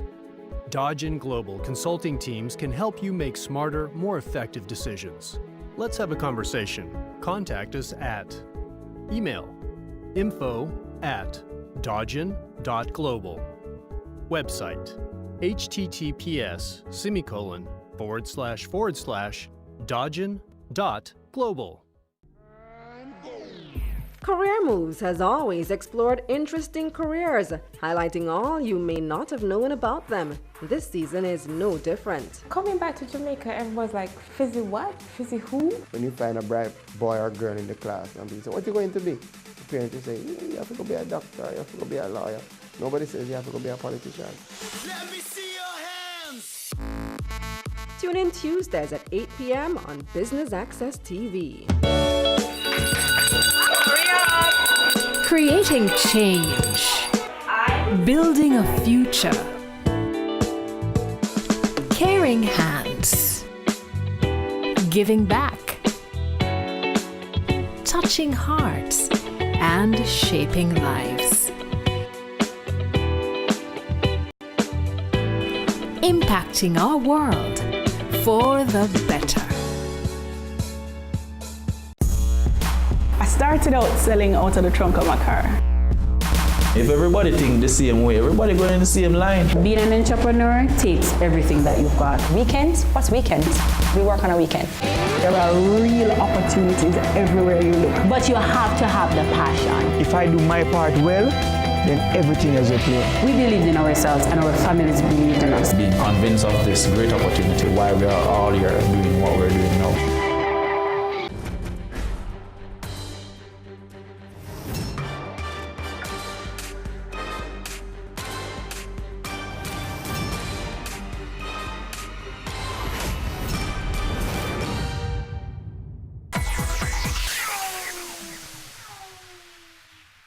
So today I will be speaking about Airbnb, which is very topical. The emergence of Airbnb in Jamaica and some of the debates and concerns that we have. I'm going to be pointing to what I consider to be a research gap and some questions, a very brief literature review, tell you a little bit about my methodology, what I found out, and some preliminary conclusions. I want to say that this is part of a larger body of work, and it's very much still in progress. So two things, forgive me if everything isn't there, and secondly, I really welcome your comments, which will help me to, I can utilize them as I go forward. All right, so these are some of the headlines that we see, that we have seen over time. I just went to our local newspapers. And you can see there's quite a debate happening. And this happens everywhere Airbnb goes. Very few people are neutral. They either love it or they hate it. So most recently, in the last week, we have had the issue of taxation come up. And the whole issue about how much are people earning from Airbnb currently. The last comment that really caught my attention was from the JHTA, Jamaica Hotel and Tourism Association. And they're saying, tax because we need a level playing field. And what is in quotation there, you can read for yourself. But in essence, the JHA's position is that, look, these people are legitimate competitors to us, and we don't see why, if they are competing in our space, they shouldn't have to have the same, my words, burden that we have. So, what I have been noticing in this debate, there's a lot of talk, as I showed you the headlines, about Airbnb and home sharing. Airbnb, of course, is just one of the many companies, but it's a name that everybody knows. So, and it's what I'm actually focusing my work on. But there's a lot of stuff we don't know. For example, are they really unfair threats? Are they tapping into the same market as the hotels? Or are they just little people trying to make some extra cash? JHTA doesn't think so, that they're little people, but how much do we really know? Do they offer similar products? And in essence, it comes down to one question: what exactly are they doing? So I have some research questions that I will show you again in a little bit. But in essence, what I'm trying to understand is from the perspective of the host. So rather than going macro, I'm actually going to go micro, because hosts are the ones who make Airbnb, make or break an Airbnb product. So that's what I will be looking at. So as I said, I'll mention these research questions in a little bit. But to just talk about the host, who is the host? Well, one definition says a good host makes his guests very happy, makes his guests happy while they're in his care. So that's in essence what a host would be required to do.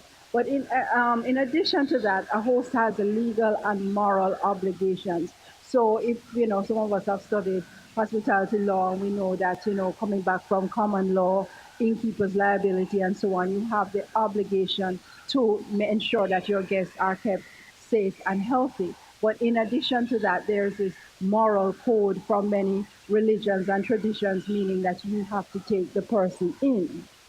In addition to that, in Jamaica, we have very strict legislation. And for a homestay, which currently Airbnb would fall under, there are 11 standards established by TPD, Tourism Product and Development Company, that have to be met. And they're currently looking at new legislation, they say. But currently, this is where it would fall. And hosts should also receive Team Jamaica training. B&B hosts, bed and breakfast hosts, are often lifestyle entrepreneurs, and that's a nice way of saying they don't necessarily do it for the money. There's a lot of romance and mystery associated with the concept of bed and breakfast. And the interesting thing with Airbnb is, it sounds like breakfast, bed and breakfast, and they're built on that notion, although they technically, they don't have to serve breakfast, and very few actually do. But remember that many of them are lifestyle entrepreneurs. And the services that they're expected to provide, they're very intimate, customer service oriented, personalized, and so on, because in many cases, you're coming into the home of the host. Airbnb now, what they say is almost anyone can be a host. That's what, if you go to their website, they will say that. But what you may not understand when you're following up on that, and they also say that there are 3 steps: list the space, decide how to host, and welcome the first guest. And that sounds really simple as 1, 2, 3. But in reality, each of those steps assumes a whole body of knowledge which everybody may not have. You have to understand how to market. You have to understand how to do your pricing according to the season, according to supply and demand, and so on. And of course, how to manage your property and to interact with guests. This afternoon, I'm going to be presenting on Airbnb. and delivering the promise of Airbnb, the promise of entrepreneurship to Jamaica. And as my colleague mentioned, Dr. Craig, about the whole issue of Airbnb, it's a very controversial topic now. To tax or not to tax, those are the issues. But today for my presentation, I'm going to be providing and sharing some data with you about Airbnb's performance in Jamaica in particular. And please note that this is a part of a larger body of study. I'm actually studying Airbnbs not only in Jamaica, but also in Cuba and Cayman Islands and Bahamas. So the sample that you'll see me extrapolate data from is a part of a wider body of knowledge that is also currently ongoing and in process. So as you can see, it's the whole business of home sharing. So the idea is not lost upon us.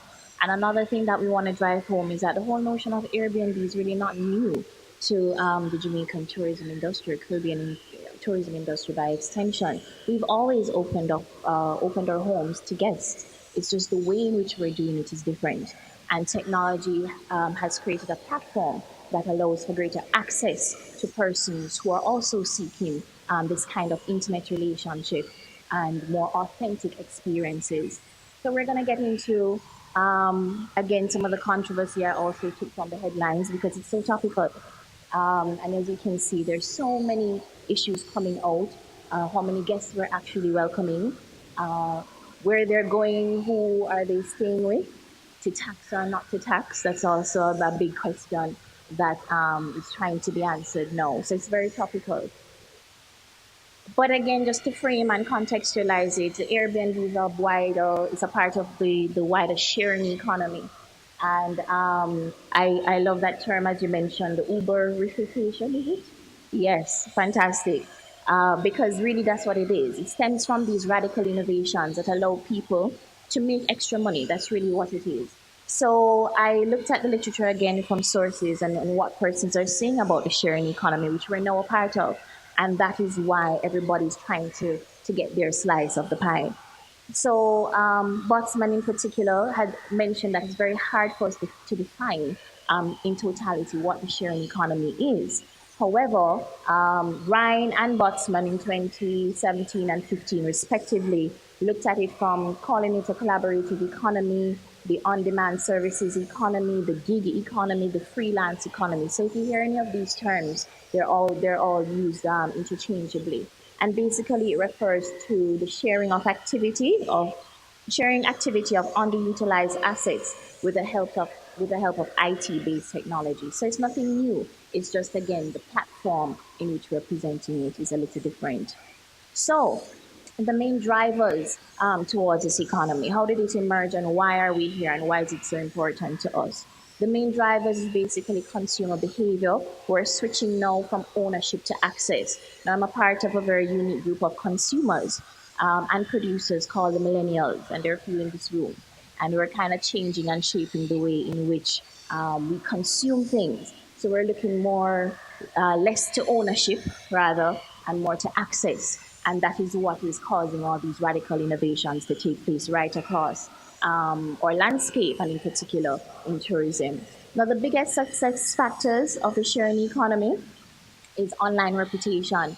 And my colleague again, Anne Crick, also mentioned, the feedback system and rankings in terms of host and super host and all of that. Very important for us to look at. So these are some of the brands that come about under the sharing economy: Uber, Airbnb, Homestay, Lyft, WeWork, all of these, Craigslist, Couchsurfing, all of them are part of the sharing economy.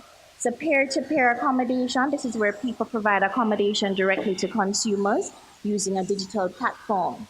And these are temporary stays in the homes.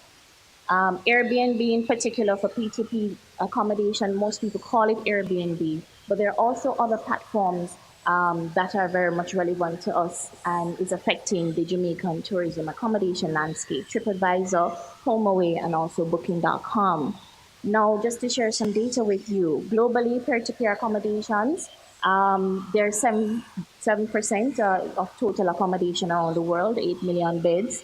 It's estimated that the number of transactions that took place was actually 75 billion US in 2017. And the trends and findings, again, the millennials are the ones who are driving this form of innovation. And also, it is not limited to budget travelers. It's not just about cheap travel, but efficient travel as well. And it was initially for the leisure market, but we find from my studies that the business traveler is also another trending market. So for entrepreneurs who are trying to get into Airbnb, an aspect that you could look at in terms of growth is catering to the needs of the business traveler. So Jamaica, what is happening with Jamaica, and what does it mean for us going forward? Jamaica was chosen as one of the countries for a pilot study by the World Bank in 2018. So they came to the Ministry of Tourism and they wanted to study peer-to-peer accommodations in the Caribbean, and Jamaica was the country chosen. But why is the World Bank interested in peer-to-peer accommodation? It is said that it can help to eliminate poverty, boost shared prosperity, and also its contributions for income generation for a broader group of people, in particular women, which I'll be looking at tomorrow. So in Jamaica, just to put things into perspective, there is over 5,000 active listings on Airbnb in Jamaica, 7,600 in total. So that's a recent statistics that's coming from Airbnb. So we have 7,600 hosts, 5,000 active, which means they're actually getting bookings and doing well. TripAdvisor Rentals also has 2,300 listings. HomeAway has 950 listings, and Booking.com has 1,124. So it's not just Airbnb, but it's just that Airbnb is one of the platforms that has seen the most growth throughout the years.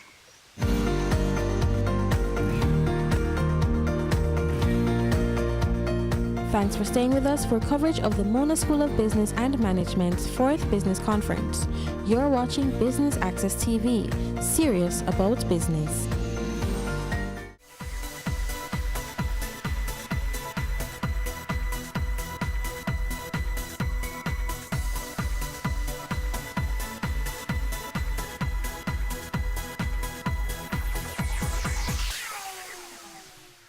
Your business matters. Business Access TV offers you the most innovative and effective advertising solution for your business, specializing in B2B sales, cost-effective solutions, the customers you want, the repetition you need. No matter the size and nature of your company, your business matters. Call us at 876-291-6233 or 876-376-4225. Email sales@batvja.com. In this 1 degree, you're able to do many things. I think the field found me. I'd rather work with the deceased than work with the living. Let us open your mind to careers you've never considered. Miniature model maker. Game technician. Animator. With empowerment. Career moves. Anywhere money is, that's where I am. Cameo brings the creative industries to life, highlighting creatives in different fields each week. Art. My life runs art. I breathe, I eat art. Fashion. Food. Without a customer, we're nothing but four walls. Music. Film. Cameo, only on Business Access TV.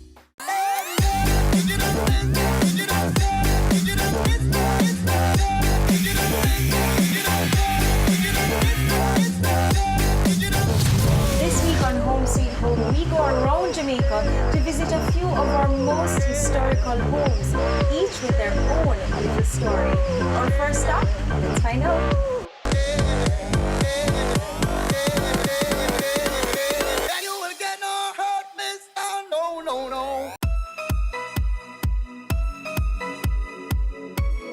Hey guys, I'm Candy and welcome to Chill Spot, Jamaica's ultimate leisure show. This season promises to reveal some of the hidden treasures of the lifestyle industry by taking you to the chill spots of some of Jamaica's most brilliant business minds, giving you a glimpse into how they choose to unwind and just hold a vibe. You won't want to miss what happens next. I'm Stephen Price, Head of Retail Sales and Distribution at Flow. You're watching Business Access TV. serious about business.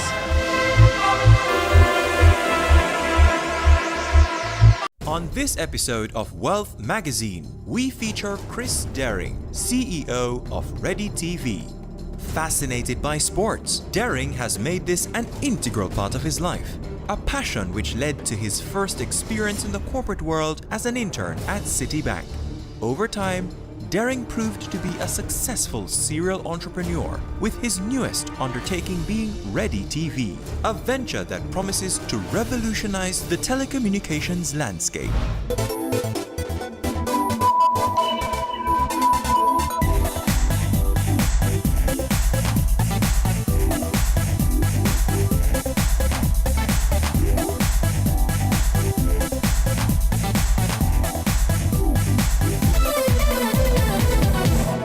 I'm Chris Daring, President and CEO of Ready Communications.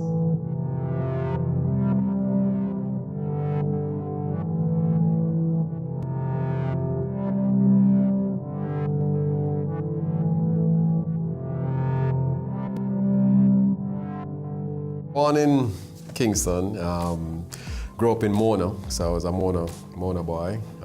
Grew up as a young footballer, cricketer, in playing football and cricket in Mona. In fact, every day, my entire childhood, I think of every day of playing football in Buttercup Park, which was right behind the house. I grew up in a very close-knit family, very disciplinarian family. My father was an engineer, very bright man, but a very strict disciplinarian when it came to things like academics. My mother was also quite strict and very keen on academics as well. So you certainly did your homework every evening and more with her. And she had I always remember that she had just such an extensive vocabulary, you know, that you learned quite quickly. I have two brothers, one older, one younger, and an older sister, who was particularly influential in my life because of how bright she was. Because you were always being compared to her. You know, your grades were never ever good enough because she never ever got a B. It was always straight A's, that type of thing. And so you sort of were always intimidated. You never grew up under any illusion of male superiority. She was faster than me as well, so she could run pretty quickly, and she was brighter than me. So you always had this healthy level of respect. So it was a normal household, but you know, we would have dinners together and family vacations together. And it wasn't, you know, it was a middle class upbringing. We didn't have money for extravagances, but and I know there were very tough times for them. There was a period when my father was out of a job, but you would never know as a child. There was always meals on the table. There was always goodies and presents and Christmas parties and birthday parties. And looking back, I realized, wow, these two wonderful parents shielded me from everything, because I know that there must have been tough times. So that was a great upbringing, and I think it really helped to form, you know, who I am today. My life is a series of events that changed the trajectory of my life. And so, you know, looking back, the first major event took place in prep school at St. Teresa's Prep, where I was in kindergarten A. I just finished kindergarten A and was moving into kindergarten B. And I was sitting in the classroom in kindergarten B. And I remember the day the nun came for me and took me over to the big school and put me in second grade. I didn't know what grade I was being put in, but I just remember being taken out of kindergarten with all my friends and taken over to the big school, because they were like two separate parts of the St. Teresa's Prep. And they put me in second grade. And halfway through the term, the nuns called my parents in for a meeting, because even though I was keeping up with the schoolwork, I was falling asleep, I was getting tired during the days. And they were worried that I was malnourished because I was a little small for a 7-year-old. That's when my mother said, but he's only 4. They had made a clerical error and had put me in second grade. I was 4 years old when they did that. But I guess because of the upbringing of my parents, I was keeping up with the schoolwork. But physically, I was getting tired. So I even know I laugh and I think about I was the only person because they made special arrangements. Because by that point, they could not put me back into kindergarten. I'm a second grader. But they made special arrangements every day where they would take me out for nap time. And I was the only person that had that privilege in second grade. So, but what happened is why it changed the trajectory was it put me way ahead of my peers. But also when I finished prep school, I was too young to be able to sit the common entrance because you had to be 11. And so even though I finished top of the class in prep school in 6th grade, I could not sit the common entrance. So you literally had to find something for me to do.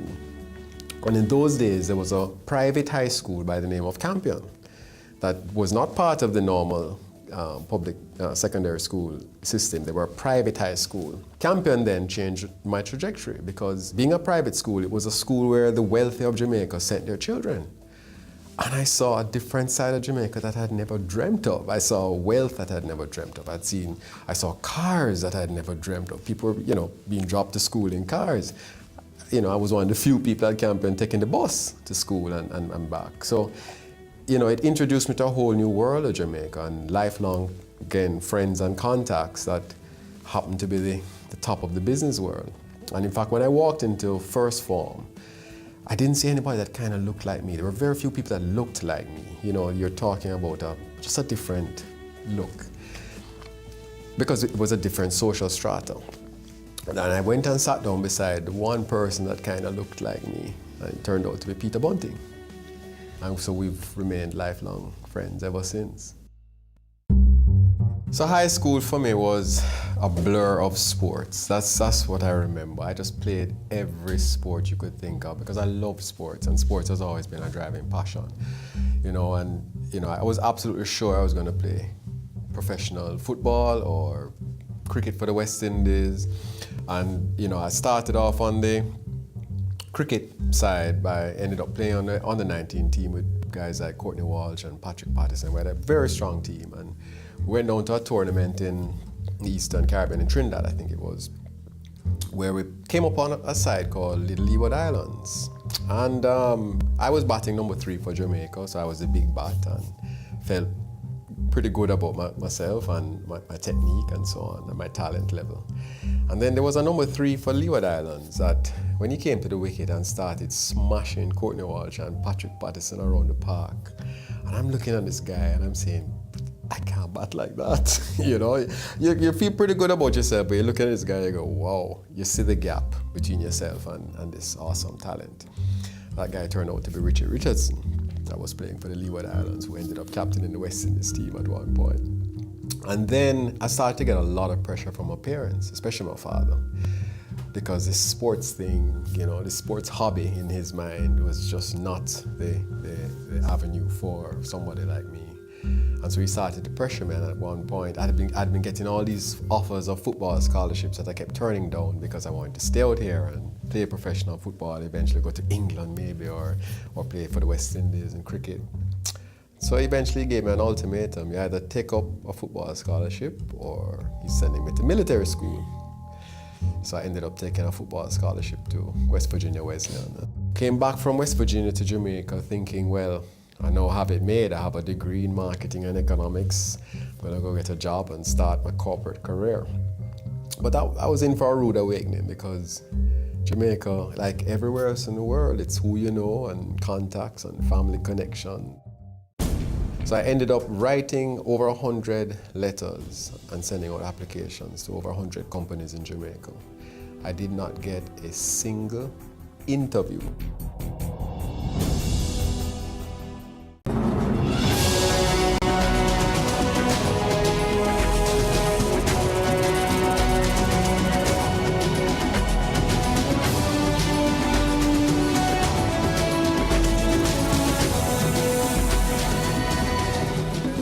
Life, your weekly dose of information on nutrition, wellness, and fitness. Discover ways to nurture your mind, body, and spirit. I'm 36. I'm a husband, a manager, and still very good looking. In 2 hours, I have the most important meeting of my life. But first, it's time to play.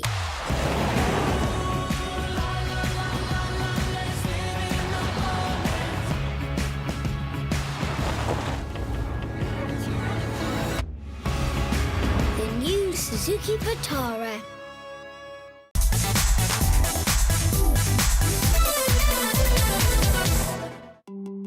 So I ended up writing over 100 letters and sending out applications to over 100 companies in Jamaica. I did not get a single interview. So it was a very depressing summer where you're just reading all these rejection letters. Not even an interview, like nobody was even interested in seeing me. And then sports again came to my rescue. And another event took place that changed my trajectory. I was playing for Real Mona, which has been my lifelong team that I've always played for.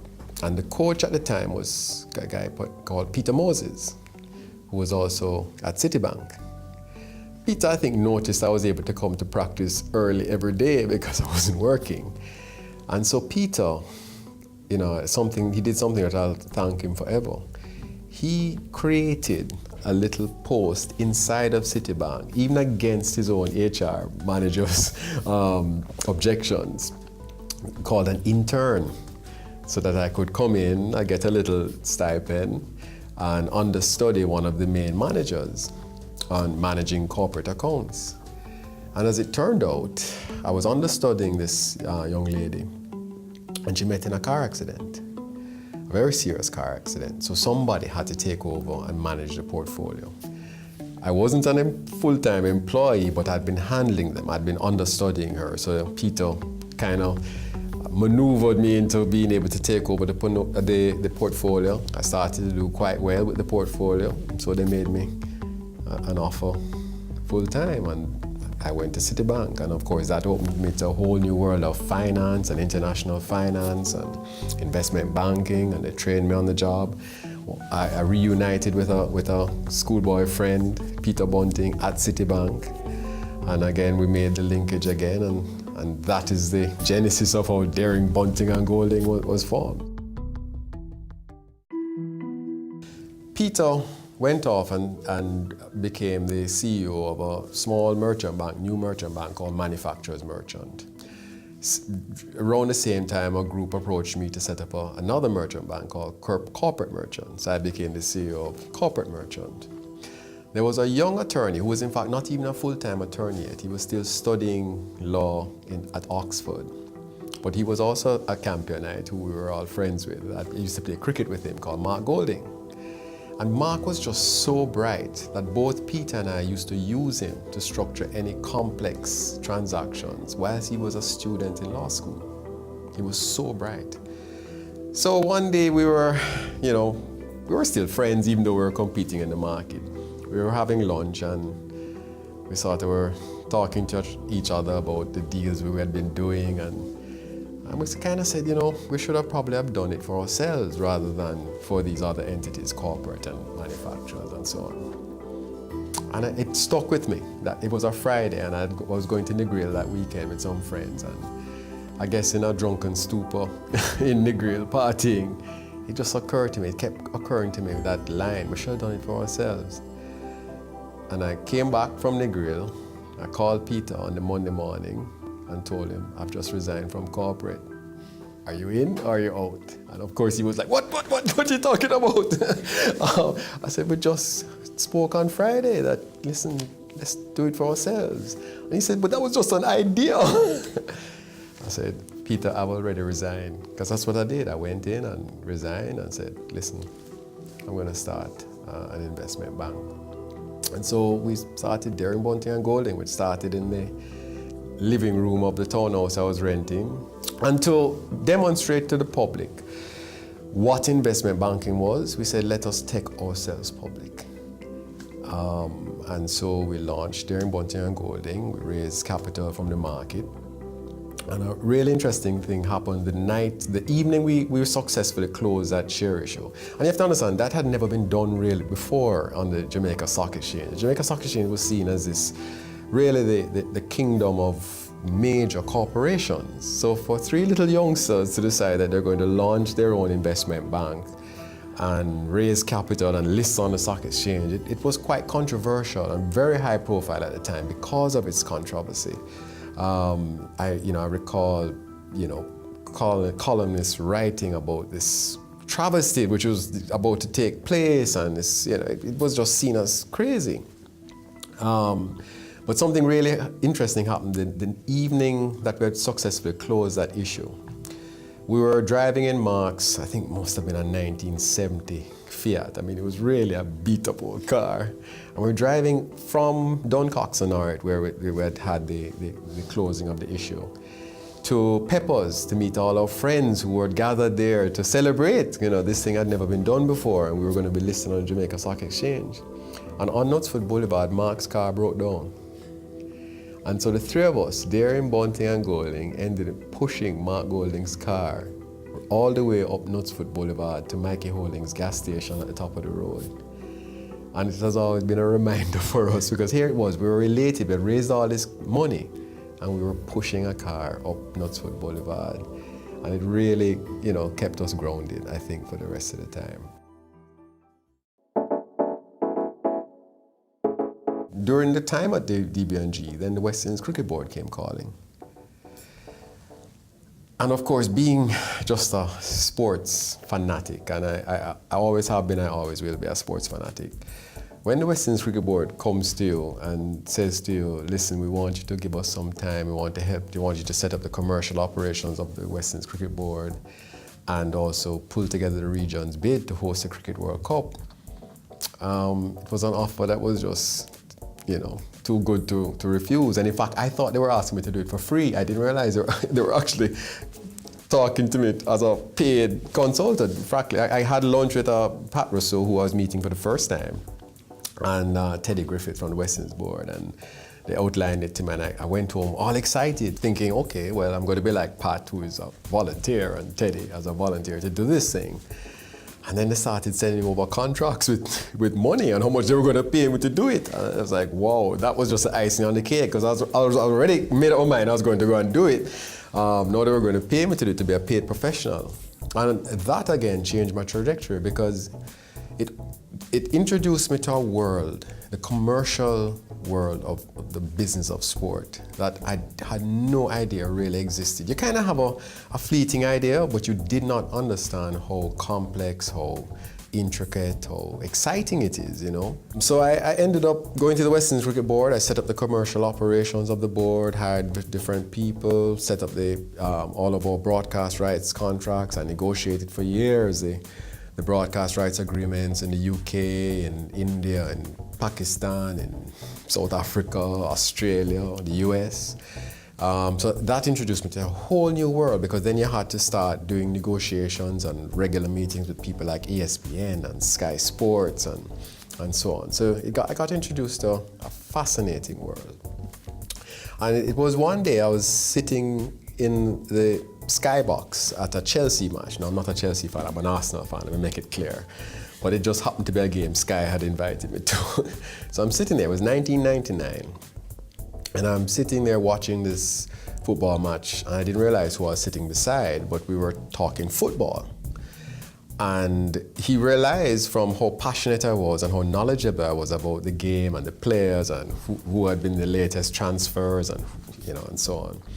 He said to me, so the Barclays Premiership is very popular in the Caribbean. I said, yes, it is, but we don't get to see it live. He says, oh yes, that's right. We sell it as a part of the North American package of rights. So we don't, it's, the Caribbean is far too small for us to deal with. So I said to him, would you carve off the Caribbean? And I'm thinking I'd come down back to the Caribbean and try to sell it to the local stations to put it on so I could get to see my beloved Arsenal play. And he said, no, he happened to be the commercial director of the Barclays Premiership. And he said, no, it's too small, not interested. It would be too much hassle, for them at the Barclays Premiership to try and sell those rights directly into the Caribbean. So I didn't press it. We watched football, we chatted football and had a great time. And then at halftime, we were having dinner. And he says to me, tell me something, do you know Courtney Walsh? And my ears pricked up. I said, yes, Courtney is one of my best friends. And he was still playing cricket at the time. He was playing for the West Indies. And he was playing for Gloucester. So he was in England at the time. And he said, well, I'll tell you what. My son is a fanatic about Courtney Walsh. He's a young fast bowler. His 15th birthday is coming up. He's modeled himself off of Courtney Walsh and everything, just idolizes Courtney Walsh. If you can get me an autographed picture of Courtney Walsh, I'll see what I can do about carving off the Caribbean rights. Well, I called Courtney right away. Courtney took him out to lunch, him and his son out to lunch, had a training session with the kid, and that was the genesis of Sportsmax. He carved off the Caribbean Barclays Premiership rights for me. We bought it at a steal, virtually nothing, and we said, okay, what to do? I took it to the 2 stations that I knew of in Jamaica and a couple of stations in Trinidad. Nobody was interested in showing the Barclays Premier League. So I said, well, what do I do with these rights? Let me start a sports channel.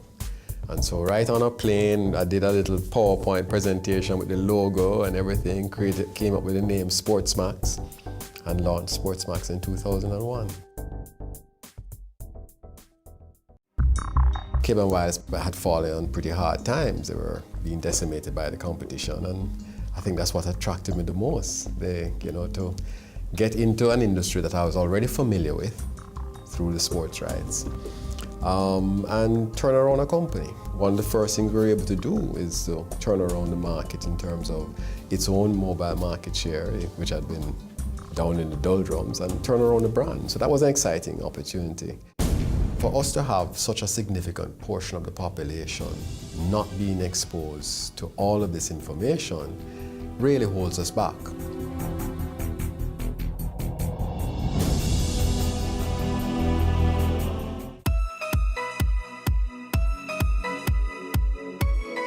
Hey guys, I'm Candy and welcome to Chill Spot, Jamaica's ultimate leisure show.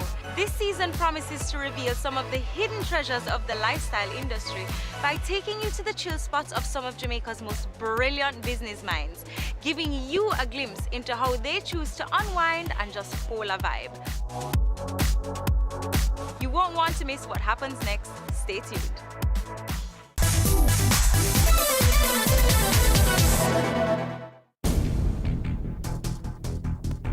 Ready TV is the first product of what we're anticipating to be a range of telecommunications related products.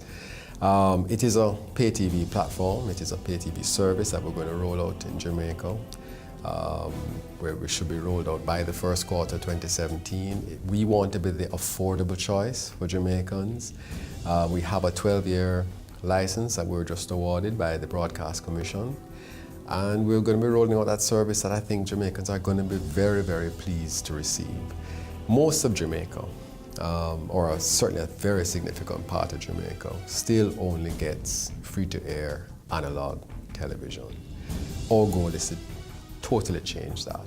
Cable television or pay TV and the programming and information of pay TV is still the most important, ubiquitous way of sharing information and education. So for us to have such a significant portion of the population not being exposed to all of this information really holds us back. It is the starter pack for broadband. So everybody's talking about getting internet into everybody's homes. In reality, let's first get basic, proper television into everybody's home. And I think, people are going to be very surprised and very, very pleased on both counts, both the convenience and the affordability. And basically our tagline of TV when you are ready is going to be very apt in describing Ready TV service. It is not possible to compete if you don't back yourself. Because life is a competition. Anything that you're going to do, you're going to be competing against somebody. And if you don't back yourself, you have no chance, either against the strongest competitor or the weakest competitor. You have to back yourself. You have to believe in your ability to overcome whatever challenges are going to face you. You know, I see so many people coming out of UA, and a lot of them are women. The vast majority of them are women. But for some reason, society has almost trained them not to back themselves. They're the ones that need to be taking the entrepreneurial risks. They have the foundation. And they have far more ability to compete. They just don't realize it. You know, more and more women are realizing that. But generally, whether male or female, you have no confidence in your ability, you'll never succeed. And confidence does not mean arrogance. It means just believing that, hey, if I don't know what I need to know, I can find out what I need to know and learn it. A lot of people think I'm a snob, which is strange. Yeah. It's strange to me, but I understand it. I'll tell you something. I'm terrified of flying, for instance. As much as I've flown, I know. And my friends know this, my close friends know this, because they know the night before I have to fly, I find difficulty sleeping.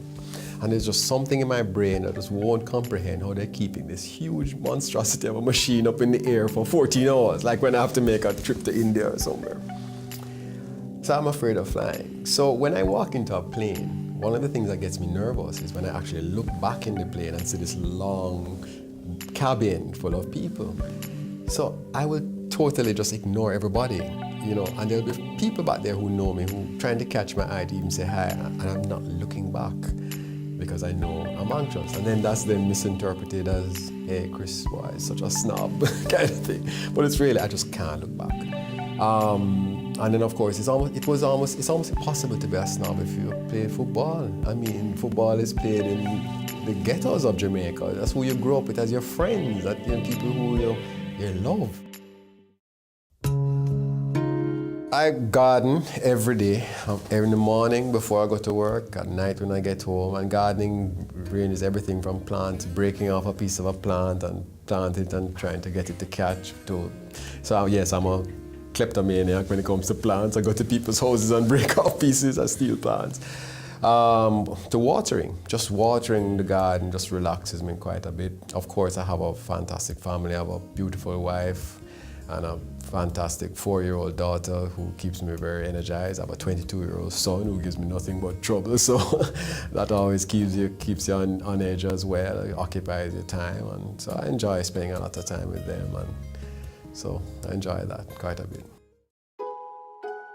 My wife is Brazilian, so, you know, again, these things, trajectories and events that take you into the unbeaten world. The funny thing is, football is still my favorite sport. As much as time I've spent in cricket, I'm fanatic over football. So I've been to every football World Cup since 1990, you know, and I always pretended to be Brazilian, except in '98, of course, when Jamaica went, because I just loved the way the Brazilians played and celebrated the game. Going to a Brazil football World Cup game, that party starts 6 o'clock in the morning and ends 6 o'clock the next morning. It's a fantastic, just to be part of the Brazilian continent. So I would put on my Brazilian shirt and go to all these matches pretending to be Brazilian. So when I met this really beautiful Brazilian girl who happened to be working for Cable & Wireless in Miami, you know, I guess fate kind of ended up bringing us together.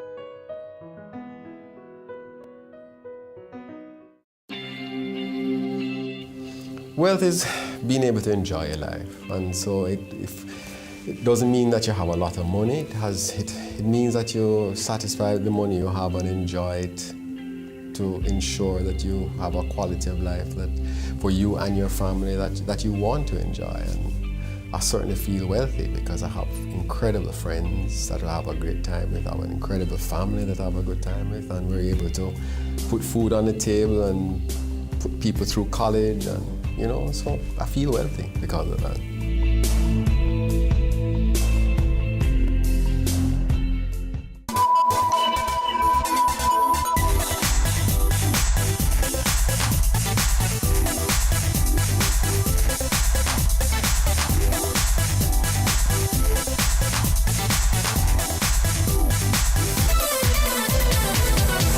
Your business matters. Business Access TV offers you the most most innovative and effective advertising solution for your business, specializing in B2B sales, cost-effective solutions, the customers you want, the repetition you need. No matter the size and nature of your company, your business matters. Call us at 876-291-6233 or 876-376-4225. Email sales@batvja.com.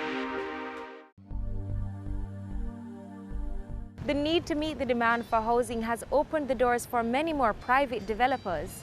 It is hoped that more families will be able to allocate the resources to realize the dream of finally purchasing their first home. At least that's the dream of the developer of Nell's Cottage. Join us for our first open house visit on this episode of Home Sweet Home. Stay with us.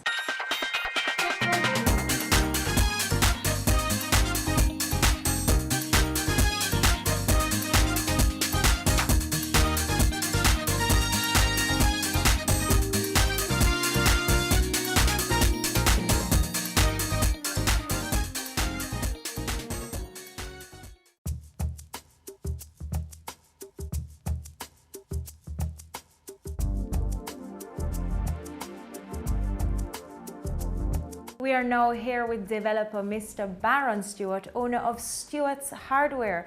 Thanks for joining us, Mr. Stewart. My pleasure. Now you're going to be talking to us about the development of Nell's Cottage, and I have quite a few questions about it. So firstly, how did the concept come about and why did you choose Clarendon? Well, I'm in the hardware business for many years, maybe over 40 years. And I've always had businesses with buildings.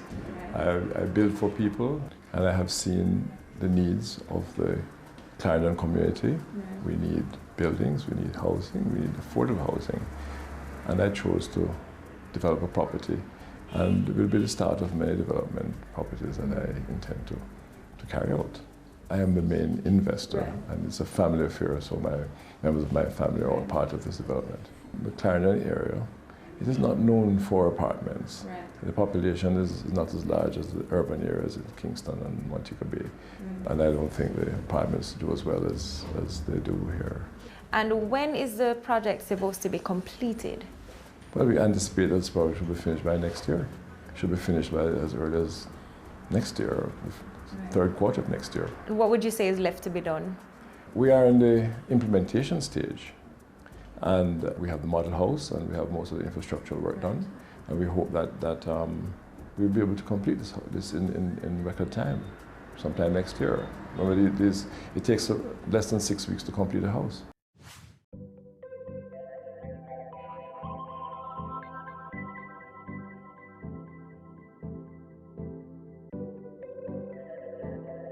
Now you mentioned it takes about 6 weeks to get one of the units up. How do you manage to do that so quickly? Well, we have a farm system, and we also have our suppliers, the main hardware store that we have.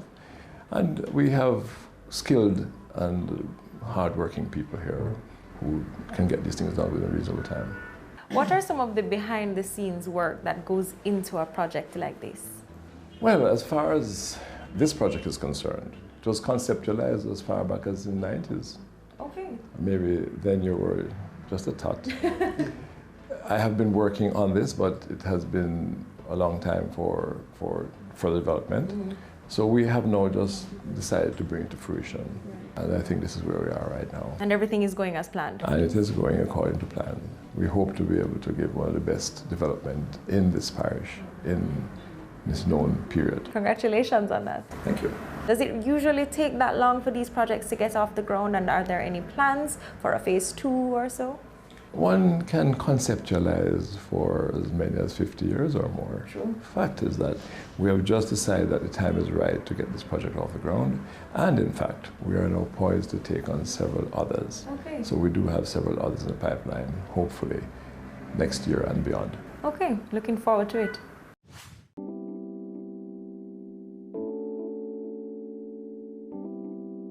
Earlier this year, there were some talks about NHT leaving housing to the private sector. What are your thoughts on that? I think we do a better job in the private sector in building houses. And of course, we can always partner with NHT. We have a public-private partnership that is being mooted by the government, and it is something that I think we could capitalize on. We're in fact hoping that we can participate in that in a big way.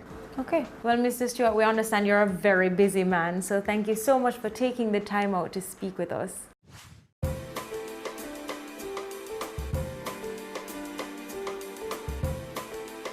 I am now joined by Tyrone Graham, the project manager for Nels Cottage. Welcome, Tyrone. Thank you. Now, I want to talk specifically about the development. Tell me, the amenities, how many bedrooms, those sort of things. All right, what we have at Nels Cottage is a 29-lot subdivision with 26 homes, bungalows, standalone units. We have two bedrooms, because we have 2 lots that are a little bit smaller than the average, and 24 3-bedroom. Okay. All right, the 2 bedrooms are 2-bedroom, 1 bath, living, kitchen, dining with a wash tub outside, and inside it's built to accommodate a washer-dryer combination or a washer as the homeowners may choose. And for the 3 bedrooms, we have a 3-bedroom, 2-bath, with one of the bedrooms a master suite with a walk-in closet and its own bathroom and a garage that can also, we have in a design optional for the garage to be converted into a study, so we can customize the finishes for our clients.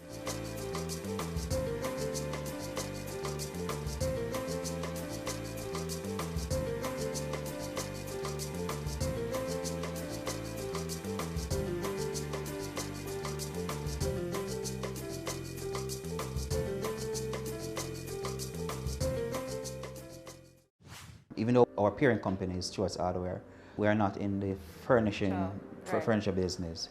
However, there are some amount of furnishing that you can get from the hardware to buy.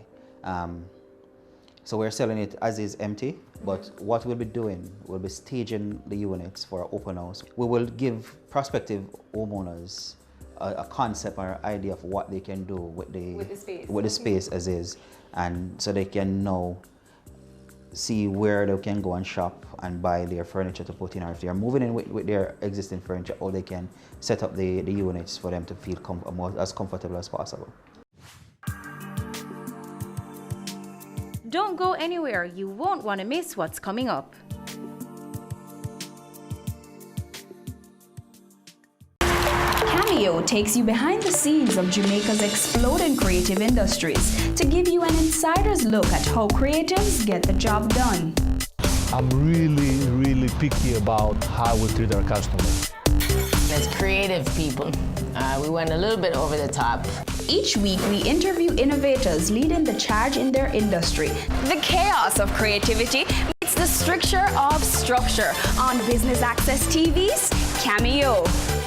Dodgen Global offers a CPA scholarship program to team members who join our team. A career in accountancy at Dodgen Global is a great choice and can offer you excellent job prospects. We believe that an accounting education is the greatest gift you can give yourself or anyone else. Few gifts make as significant an impact as the gift of an accountancy education with a job. It's a contribution that lasts a lifetime in the form of learning, opportunity, and success. Join our team and get the opportunity to be part of our CPA scholarship program. This scholarships awards program will be administered by the HR department of Dodgen Global. Requirement: first degree in accounting. Employed at Dodgen Global. Willing to pursue the CPA examination. Here's how to apply. Submit application to Staff Accountant, Dodgen Global. Email sa@dodgen.com.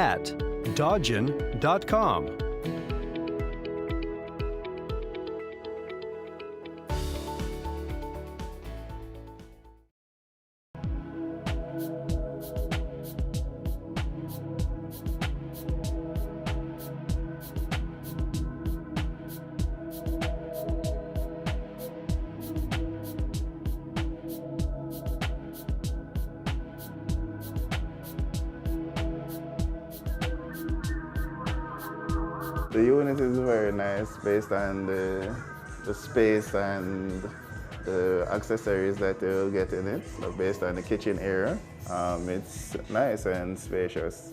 Based on my family size, I'd prefer to go with a 2-bedroom.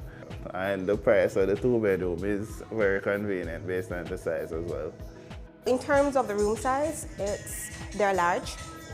And the bathroom spaces, the bathrooms are very large too, so you can do much with them.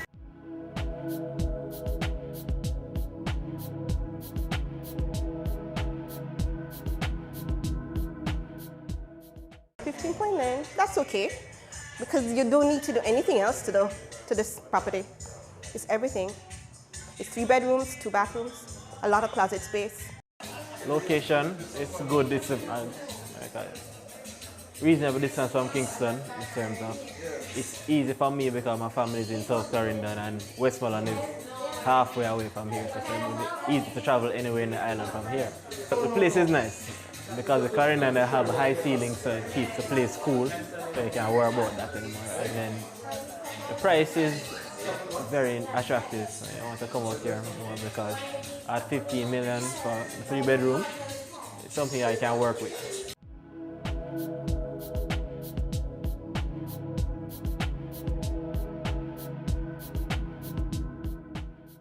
My perspective of the place would be, it's nice to live, it's comfortable, I feel at home.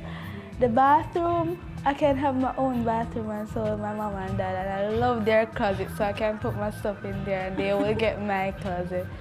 I love it, I just love it. So tell us about some of the other amenities of the community. Apart from the units themselves, it will be a gated community with a security garbage skip to the front. We have 3 green spaces that the families can use for recreational areas. Right. We didn't put in a pool because, again, in the rural area, pool is not a big selling point for rural communities because people are used to, in the rural communities, to go to the rivers, go to the beach. Right. We're in Arsal, and Arsal is about 10 miles away from a beach. You have Salt River Mineral Bath, which is pretty close. Right. You have Milk River Mineral Bath, which is pretty close as well. Okay. So the pool is not a major selling point? It's not a major selling point for this area, given the location where we are. But in terms of gated, it's a new concept in the rural area as well to have gated communities. So it is a good selling point for us right now to have a gated community with security, and so the people can feel safe. Right.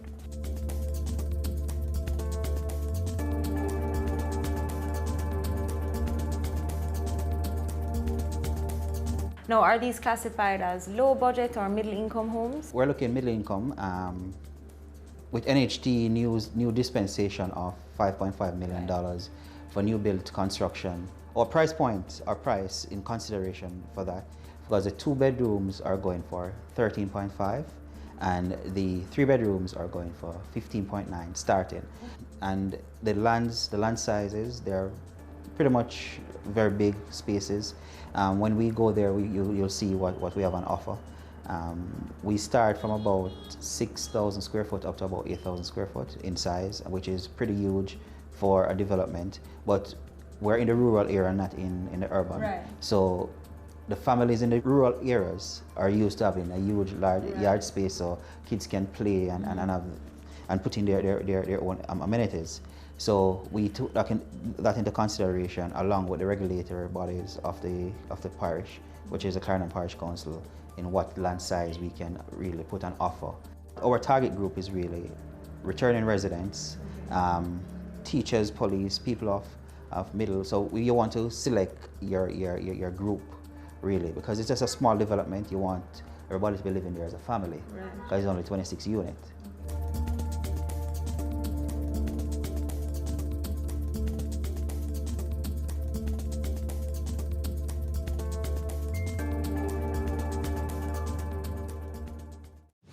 Now, Mr. Stewart had touched on this, but I want to go more in depth about some of the behind-the-scenes work that goes into making these units. As the great Martin Luther King would have said, I have a dream. Everything started from a dream and a concept. Mr. Stewart had, as he touched on in his part of the interview, that it's a concept that he had from in the 90s, early 90s. He has went ahead and gotten the subdivision approval, which is critical for us to move forward in a development like this. from 1995. However, nothing was done in terms of the construction and the development. It was just there. And then to move it from that stage with that approval, then we'll have to get our engineers, our architects, project managers, our quantity surveyors to prepare all the necessary documentation, the designs, the quantities, and submit for the necessary approvals now for the building. Because NWC is critical in getting approval because we have to provide water. Water is one of the critical amenities in any development. Without water, you can't get any approval. So NWC would have to do their background checks and see if they have water in the area to supply a development of such. And so the designs and reports that NWC are required is part of the background checks that would have been done and work have been done.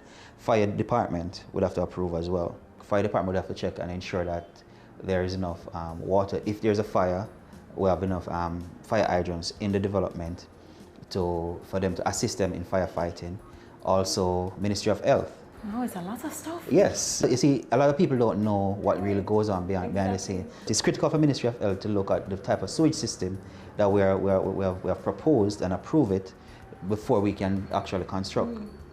Because without a proper sewage disposal, you can have all kind of different diseases that can break out because the fecal matter not being treated properly. And then a parish council now comes down, and where the parish council is divided into road and works and the council, which is the planning department and the building department. So they look at how the entrance to the development affects traffic flow within the area, and then they have to give their approval as well. The parish council now takes into consideration all those different bodies and now grant the approval based on their assessment of the structure of the proposed buildings to be built. Still more to come on Home Sweet Home. Stay with us.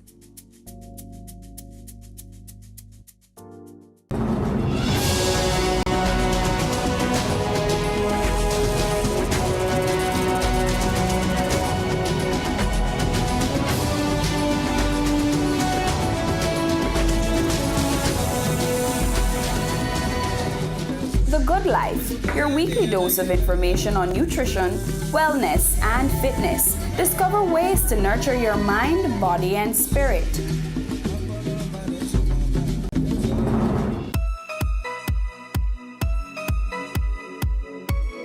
Hey guys, I'm Candy and welcome to Chill Spot, Jamaica's ultimate leisure show.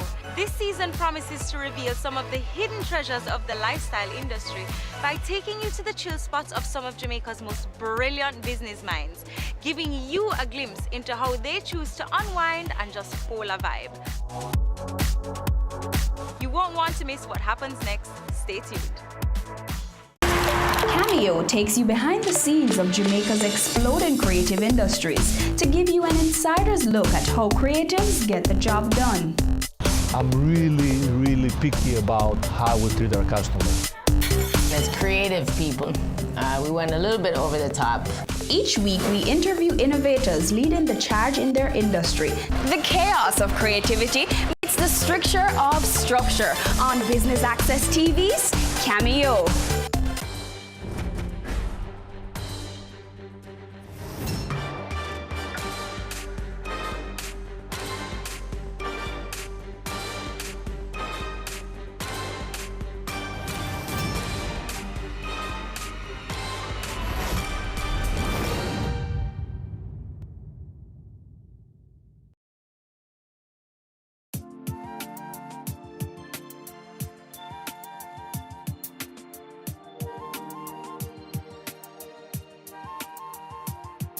All right, tell me again the size of the unit, because we're looking at the land space here.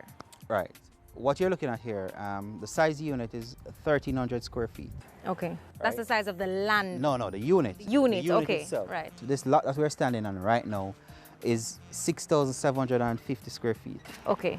This is, I think, lot 27. Yeah, 6,750 square feet this lot is. And as you can see here, we have prepared the base now to receive the foundation for another unit to go up. And in preparation for this, we have prepared a marl base and what we pour what you call a raw foundation.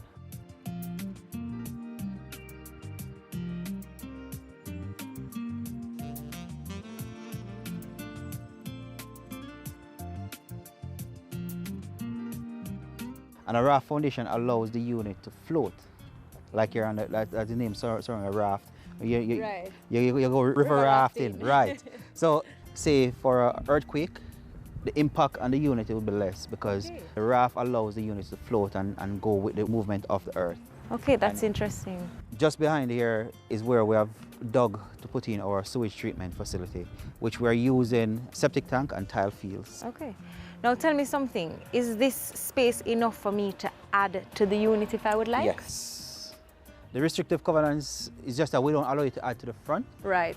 But you can do anything to the sides or the back. Okay. Right. So this complex per se goes all the way up this road with units on either side? Yes. As you can see, when you look all the way down to that last light post, just beyond there is where our boundary line is. It's 5.8 acres with one road through the center with units on either side, 13 units on either side. As I just told you before, we have two bedrooms based on the size of those lots and 24 3-bedrooms.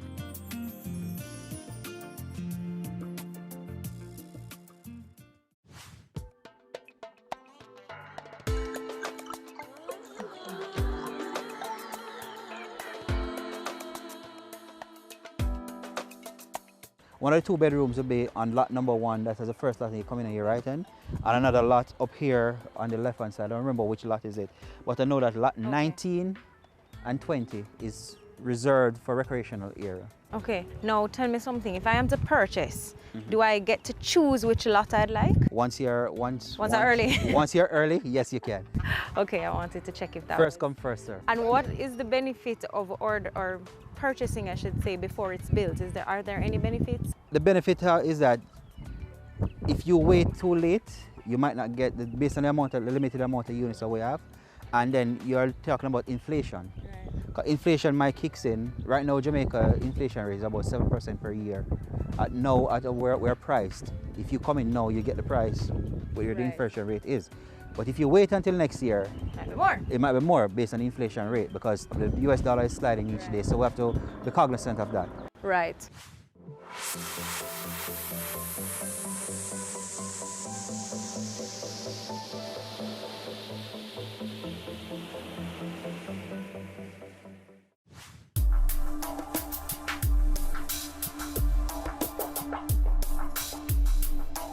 So just reinforce why people should buy into Nell's Cottage.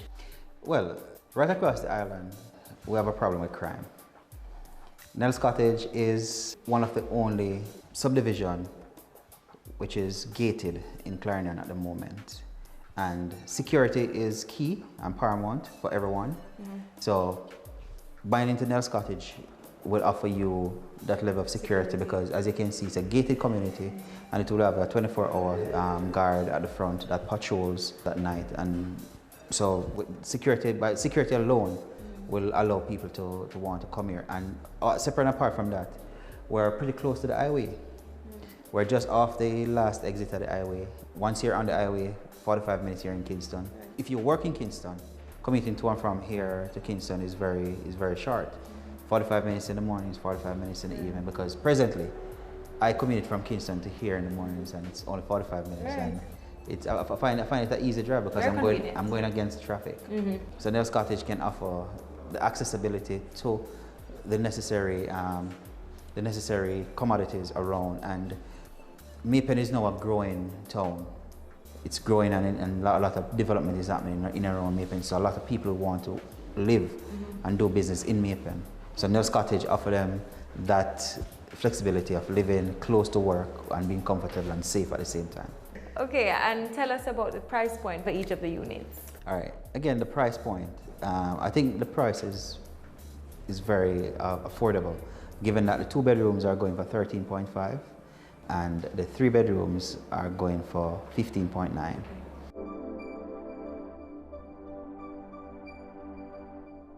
For a 3 bedroom of this size and the land space that you get and the amenities that are there, it's unbeatable. Agreed. It's unbeatable.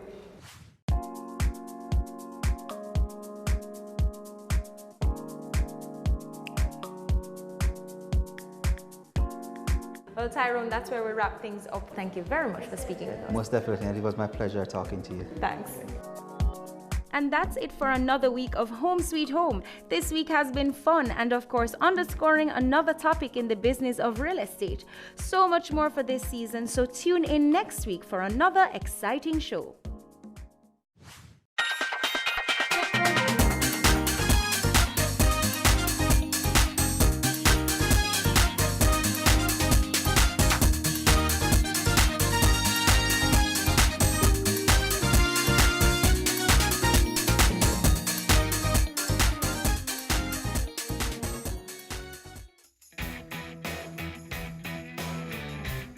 I'm Jean Laurichin, and I'm the Executive Director of ProCom, ProDev, and CCRP. BATV had heard about our outreach arm, which is a Caribbean community of retired persons. I think BATV is having a very positive impact. And as a result of that excellent feature, we got more members. So clearly people are watching BATV. I always say to my clients, you should have a 360-degree campaign. Do not limit yourself to one media house. And especially those who are in business, I think it's very important to include BATV in their portfolio. Your business matters. Promote it on Business Access TV.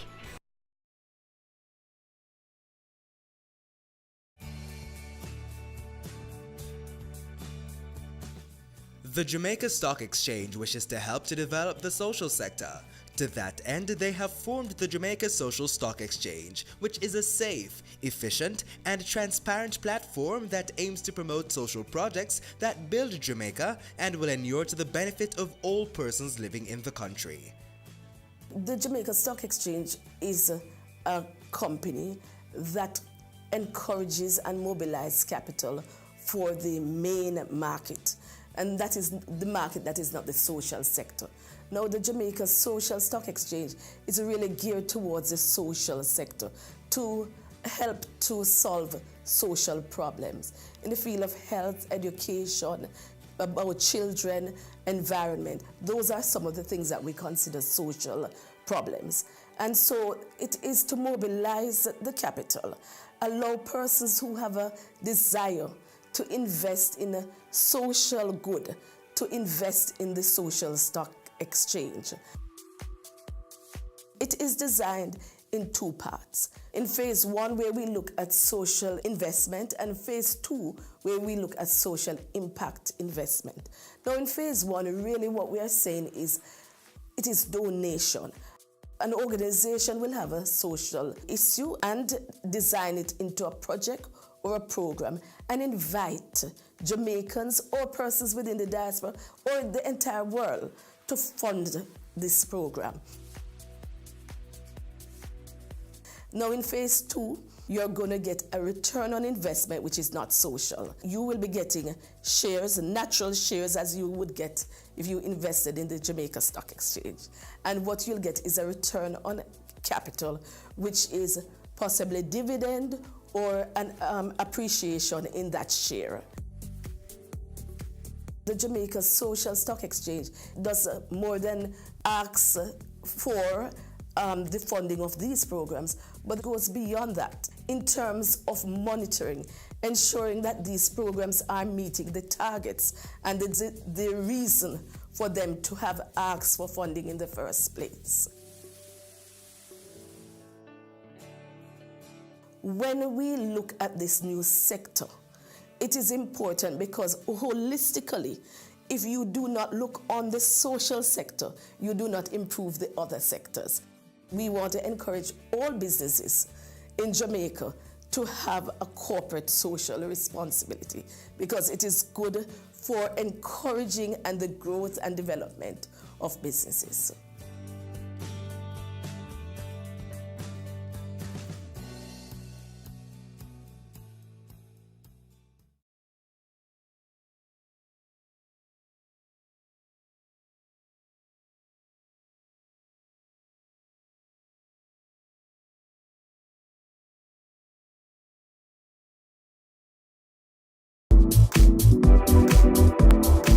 Michelle Chung, CEO and co-founder of Honey Bun in Jamaica, and you're watching Business Access TV, serious about business.